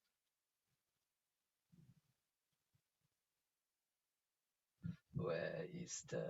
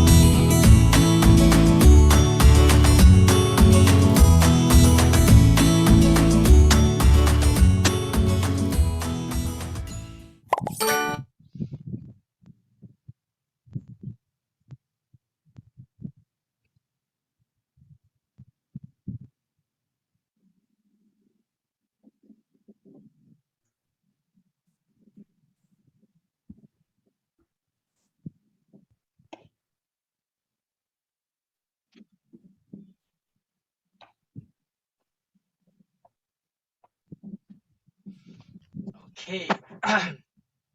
Let me see whether anyone had posted the answers in. Oh, okay, none. I think okay.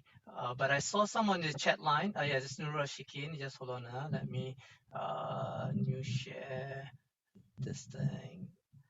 Thanks, Nurul Shikin. Target talk when hands are raised.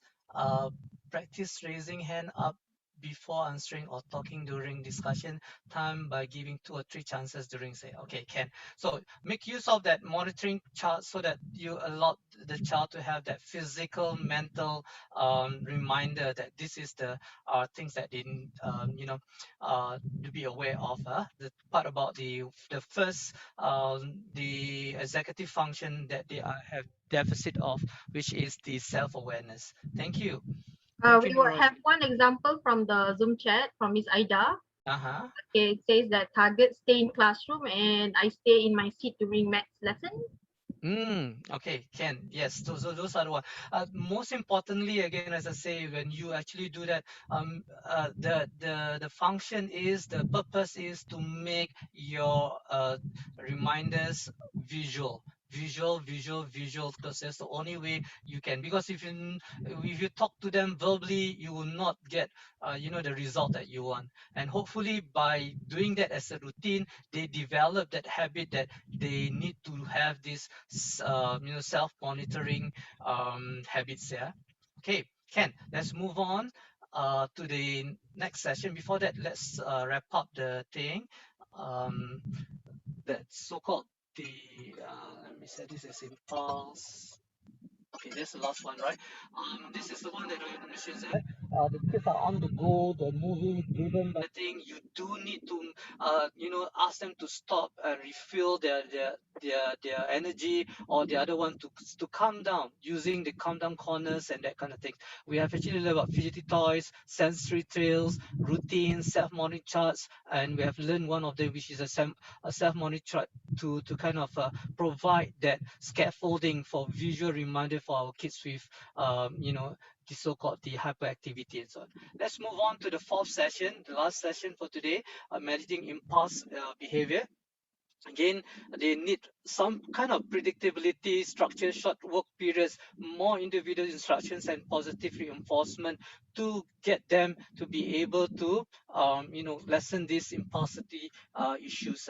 Someone who has ADHD often says or does this first thing which comes into their head. So they don't have that working memory to withhold that information and then to work on it. So whatever comes to first, they will just do it instead of take stock of what is supposed to do and so on.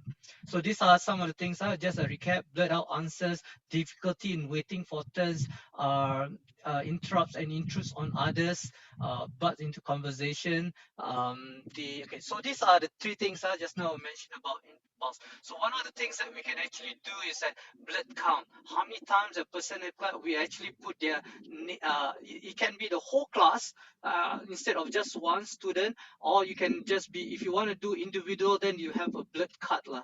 If it's for the whole class, that the class actually have not able to show this correct behavior, then you have a blood count on the whiteboard and then keep on adding, and then if they kind of able to reduce it per week, then you kind of give them some rewards. If not, if you're looking at just one student, then just have that I did not blood card, and then you just either tick it or staple it to show that the child actually have no blurting happen for that week, and you provide a reward.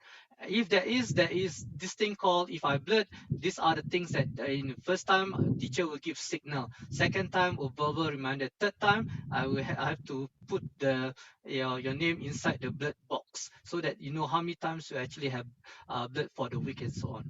And if there's also, if they do it for that week, right, there is this what reflection, or why blood is not something that you should be doing, who did it hurt, and then why did it hurt, and so on. When you blood, you actually not giving others a chance to provide the answers and so on. So those are the things that you can do for blurting out. For declarative waiting, again, one of the things that you do need to make the whatever you're doing physical, or make it very concrete, then they can be able to like talking time, talking stick, whoever holds the sticks will be able to talk, who don't cannot. The timer, you can only talk for 5 minutes, and then the next person talk for another 5 minutes, as a round robin kind of thing. You can also teach the skills of teaching by using like Jenga, all this thing, take turns, waiting for turns, all these things, so that when they play the game, they kind of subconsciously they learn about uh, taking turns. Yeah. And the last one is the strategy in the classroom.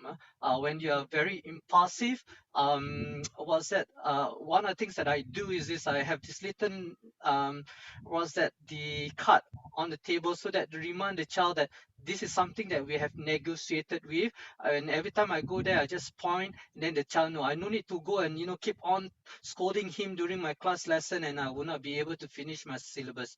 Can anybody make a guess what is NTI?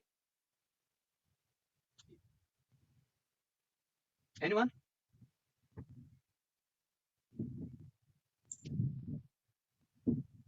No talk instruction. No talk instruction. Very clear. The no is correct. No teacher interrupting. Yes. No. No teacher interrupting. Yes, that is so this one is like a secret code between you and me, that that okay, that child feel very good. Wow, teacher is making me like a buddy in the class, or that kind of thing, and they have this secret only the teacher and me only know, that kind of thing. They feel very good about it, and they try to comply like as much as they can.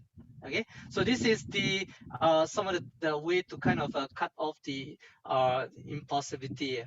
What we know very much, again I say, if you have students with ADHD, they have what we call the impulsive emotion. This, if you don't check, there will be a problem. Later on, I will explain to you what this problem is. That it is not because they are the parents don't care about them. It's internal.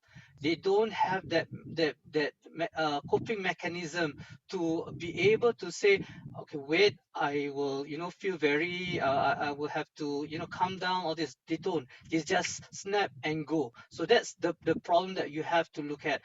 Is the major problem. If it's not addressed very much earlier on in their the learning stage, they can go into something much difficult later to address. So some of the things that you do need to, whenever you go through this kind of thing, you yourself must become, let them speak, hand by your side, because sometimes when we get too angry, we just tend to hit somebody, or because out of frustration. So you give them time out. If that's something that you have worked on, divert that attention. Instead of they are very safe, I want this, or you can say, hey, you look at the sky. You divert the thing. Hey, they look at the sky. Hey, yeah, that's my favorite bird. Instead of to focus on what they actually been frustrated about, you divert their attention. Offer a choice. Hey, let's say for example, let's say you are supposed to do your homework. So I don't want to finish your homework. Okay, fine. I give a choice. You finish. You can rest right now. Or the second choice, where your friends all go for recess, you have to do the work. As though you push them that they are the boss to make that decision, and then say, okay, never mind. I finished my work today. So you give them a choice. Don't just instruct them and scold them.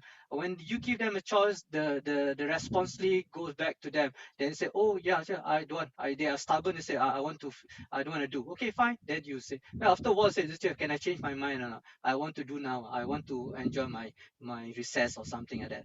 Okay. Use silence at times to just ignore for a while until they see there's no reaction. Sometimes they just continue the work. If not, you will proceed with the second choice, like basically you refers to the rights and responsibilities of the child, that what they need to do and so on.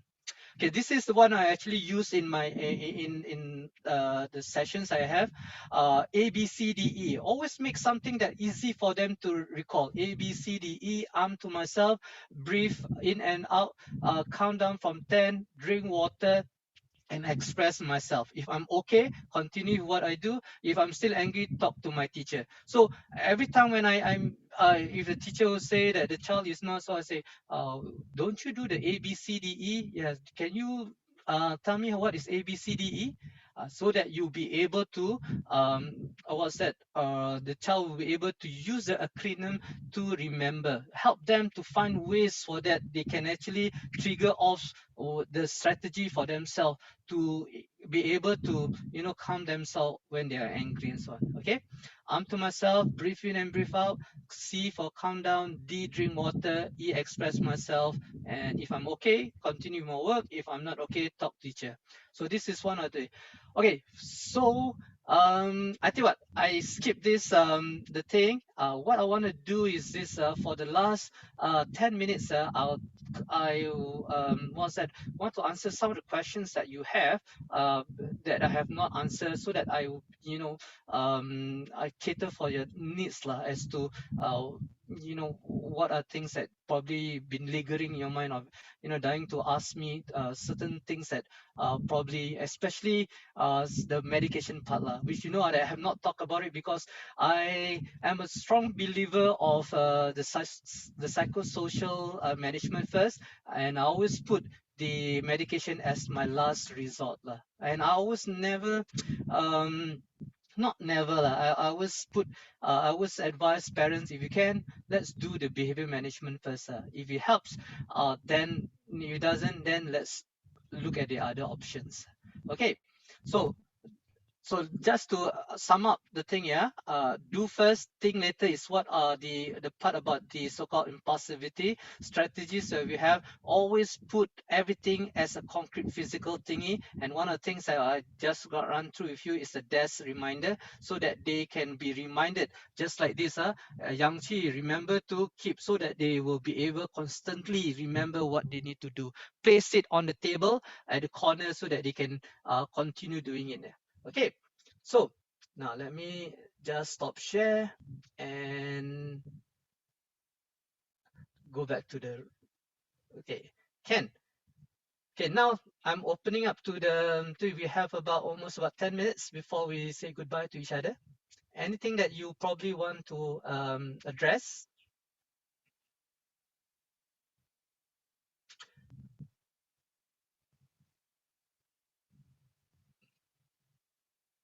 Anyone? Okay. Okay, not as much. Okay, if there is none, I will continue a bit about something extra, because I thought that 5 minutes supposed to do the activity, right? There's some other information that probably I want to share with you. But if you do, I will stop and then I will address your question if it comes. Does taking Ritalin make the student feel more lethargic? Okay, Ritalin is a stimulant. Okay, is one in Singapore. That's the only one that is recommended for this our what's that, person with ADHD for a stimulant. They have some side effects. Some of the side effect is like abdominal pain. They have headache. They have they call it tachycardia, which is the pumping of the heart too fast. That is something. They have insomnia and also the loss of height to stop their growth lah, in a sense. So those are the things that can cause a child if you dependent on Ritalin. Ritalin, just now the question was yes, it can cause lethargicness depending on the dosage. Sometimes that's the reason why they always start with a slow dosage, and if it doesn't work, they will increase it gradually. And if there is times where they see a side effect like being lethargic because the child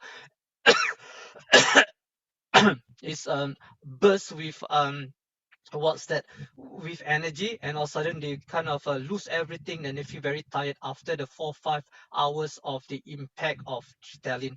Usually what happens is this, in my school, where there are those students who need on medication, I would remind them before the exam take, so that they feel active at that period, and what's that, the and for each the start of the Ritalin is about half an hour to an hour after you eat. You will see the impact and will last for depending again, say the type of the medication. It is something that is a extended version. It can last for 8 to 12 hours. The normal one can last for 4 to 5 hours. So after, usually for that, they will take in the morning, they will take the exam, and then after that, it's the same thing.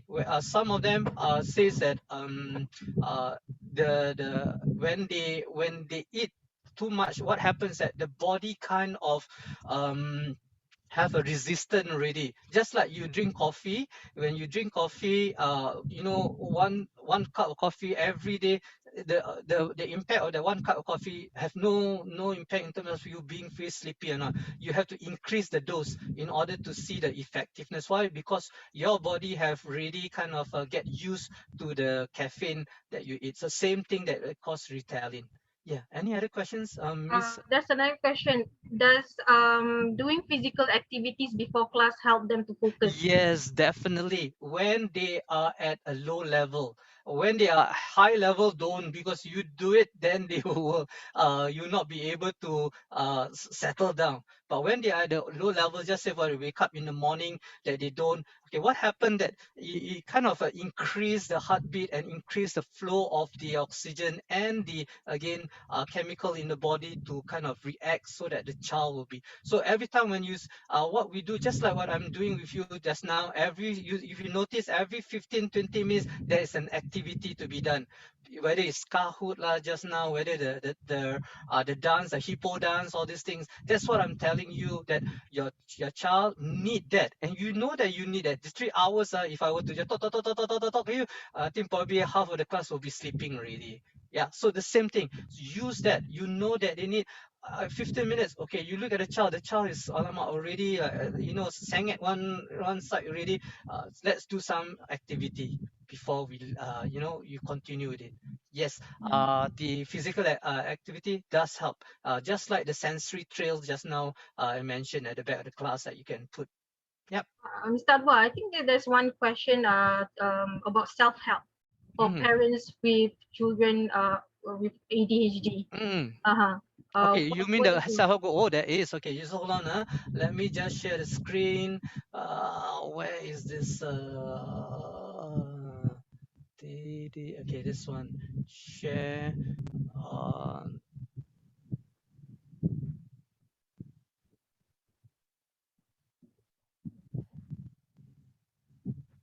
Alamak, I didn't copy. Parenting. Okay. Probably I show you this. This is the one that I want to share with you. If your parents or your educator suggest to them this, this is in Singapore, the triple P. I think this is free if I'm not mistaken. But the Incredible Years is actually something that is I also want to suggest to the parents. This is very much evidence-based training that helps. I attended the training, and it really helps in terms of my interaction with the students. I'll give you one spot. This one again, I say we will put in the slides. If you have the time right now, I'll give you 5 seconds to just take a photograph if you can't wait for the slide. If you're done. 1, 4, 3, 2, 1. Okay. This is the example I give you that I've learned. Okay. One of the things I learned in the Incredible Years is this: how to use a compliance training. When the child say, for example, in 5 minutes, your command is that you must be very brief and clear. You say, you please go back to your seat after in 5 minutes time. And if the child comply, you praise. If it doesn't comply, you give them one warning. And then if the child comply after one warning, good, you praise them. And then thanks for going back to and listen to me. Then if it doesn't comply, then what do? Is this a second time ready? You say you go to the timeout. If the child don't want to refuse to go to the timeout, if you can't stay in the timeout, then you will go to the timeout room. Timeout is a chair. Timeout room is another place. So if they refuse to go to the timeout, for the younger one, you say you can say, I gonna take you and bring it there. But for the older one, you say that I add 1 more minute for the timeout. Every time you don't go, I will increase 1 minute and so on until 9 minutes. Then I will take away your privilege. If the child actually go, good, and then you can continue. So this is one of the very concrete way of teaching, do some sort of disciplining in your class for the child with ADHD who at times are very stubborn than you. So you put in place so that they know. Once they know the system, they will try to comply as much as you can. Okay, can. So we have a participant suggested to join a support group in FP. Yes. Yeah, from Ms. Tahira. Thank you, Ms. Tahira, for sharing with us. Thank you. Okay, those links later we will share with you also, yeah, because all this information are easy. When you just Google, it will come out lah, basically. Yeah. Anything else, Seth? Any questions? Okay, yeah. Okay, if there's none, this is your checkout lah. Checkout again, if you don't do it, alamak, this is like what I apply with my student with ADHD, yeah. First must do the feedback, then you get the slide. If you don't do the feedback, no slide. No, just kidding only. But I really wish, you know why? Because in as an educator, as a person who we always want to improve ourselves. So if there's things that is lacking in me, do let me know, and I will try to again say improve in my coming lectures or workshops that I have. I really appreciate. And before we go again, I say I will not go off immediately. Whoever have these personal questions that you want to ask, you can stay back. But please do the feedback first, and I will wait for you after the feedback. And for the rest of you who have finished the feedback, you may leave the workshop. But before that, I just want to seek apology if I have said something that is not right. And again, I say all goods come from the above, and those potty things are all from me. And I hope you enjoy your weekend. Have a great day ahead, and wishing you a great weekend. Okay, on behalf of Masjid Al-Islah and MENDAKI of MENDAKI Raikan Ilmu, we thank you for your participation and hope you have benefited a lot from this workshop. So until then, thank you and see you soon. For those who sign up for tomorrow, okay, this is the workshop for to help out or to the strategies to support children with dyslexia. All right, thank you again. Thank you. Okay, whoever here is there, if you don't want to ask any question for go ahead, yeah.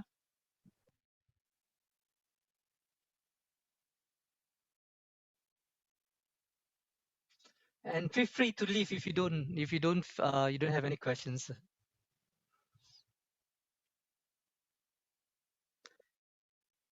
You're welcome. Thank you, sir. Thank you, welcome.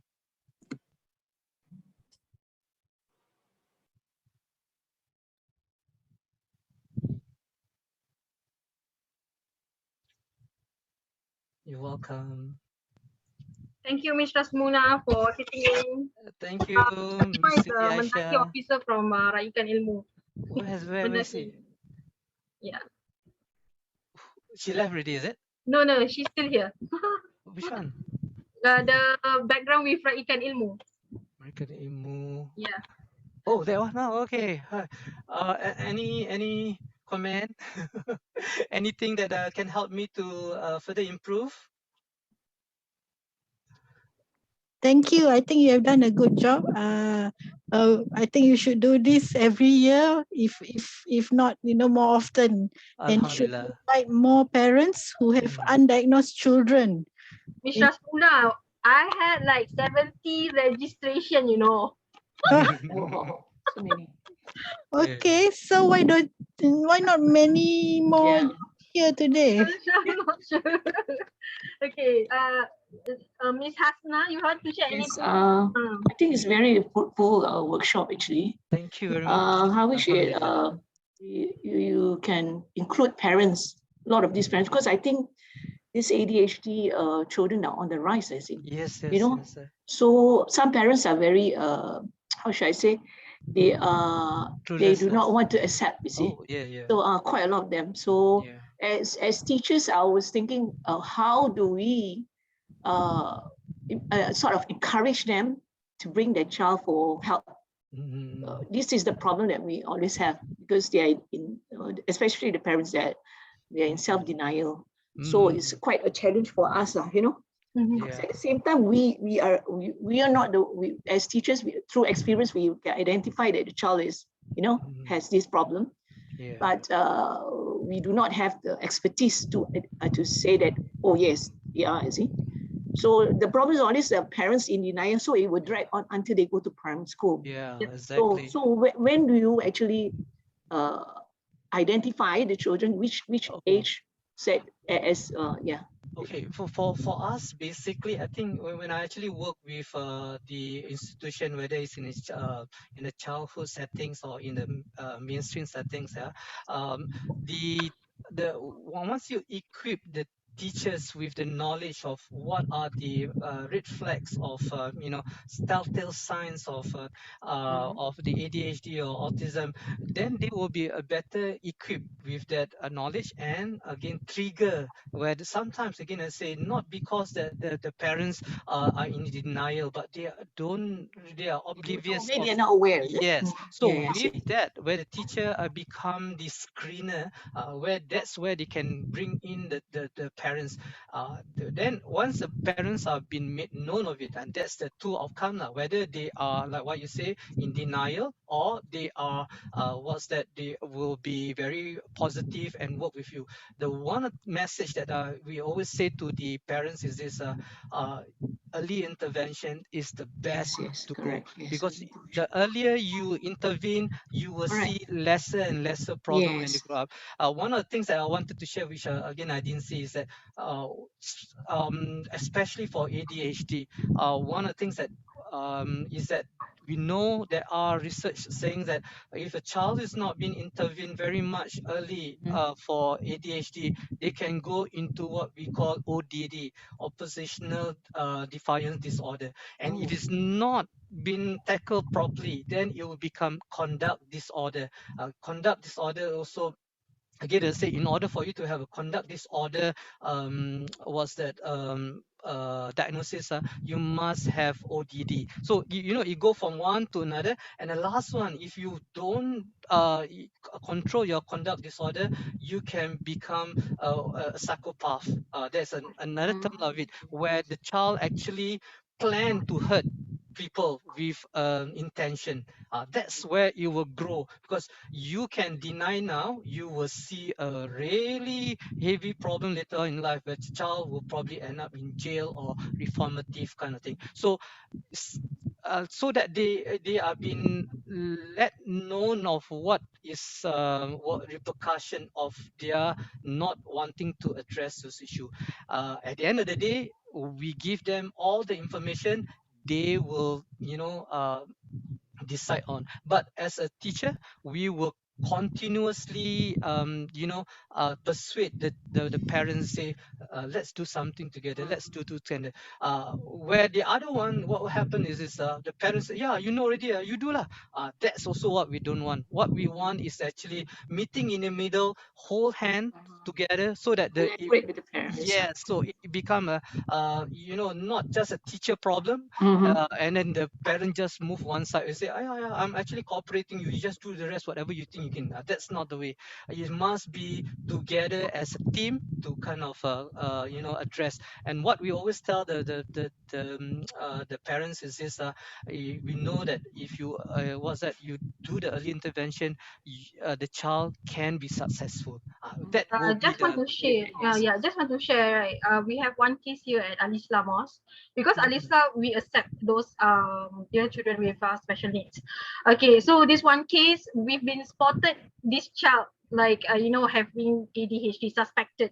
All right, but the mom is a nurse. All right, but the mom is very denial.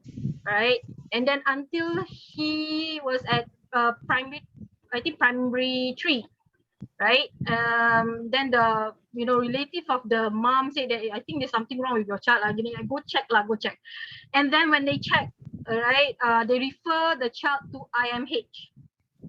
Right. So we've been telling the parent about all the signs and symptoms, but it's been ignored.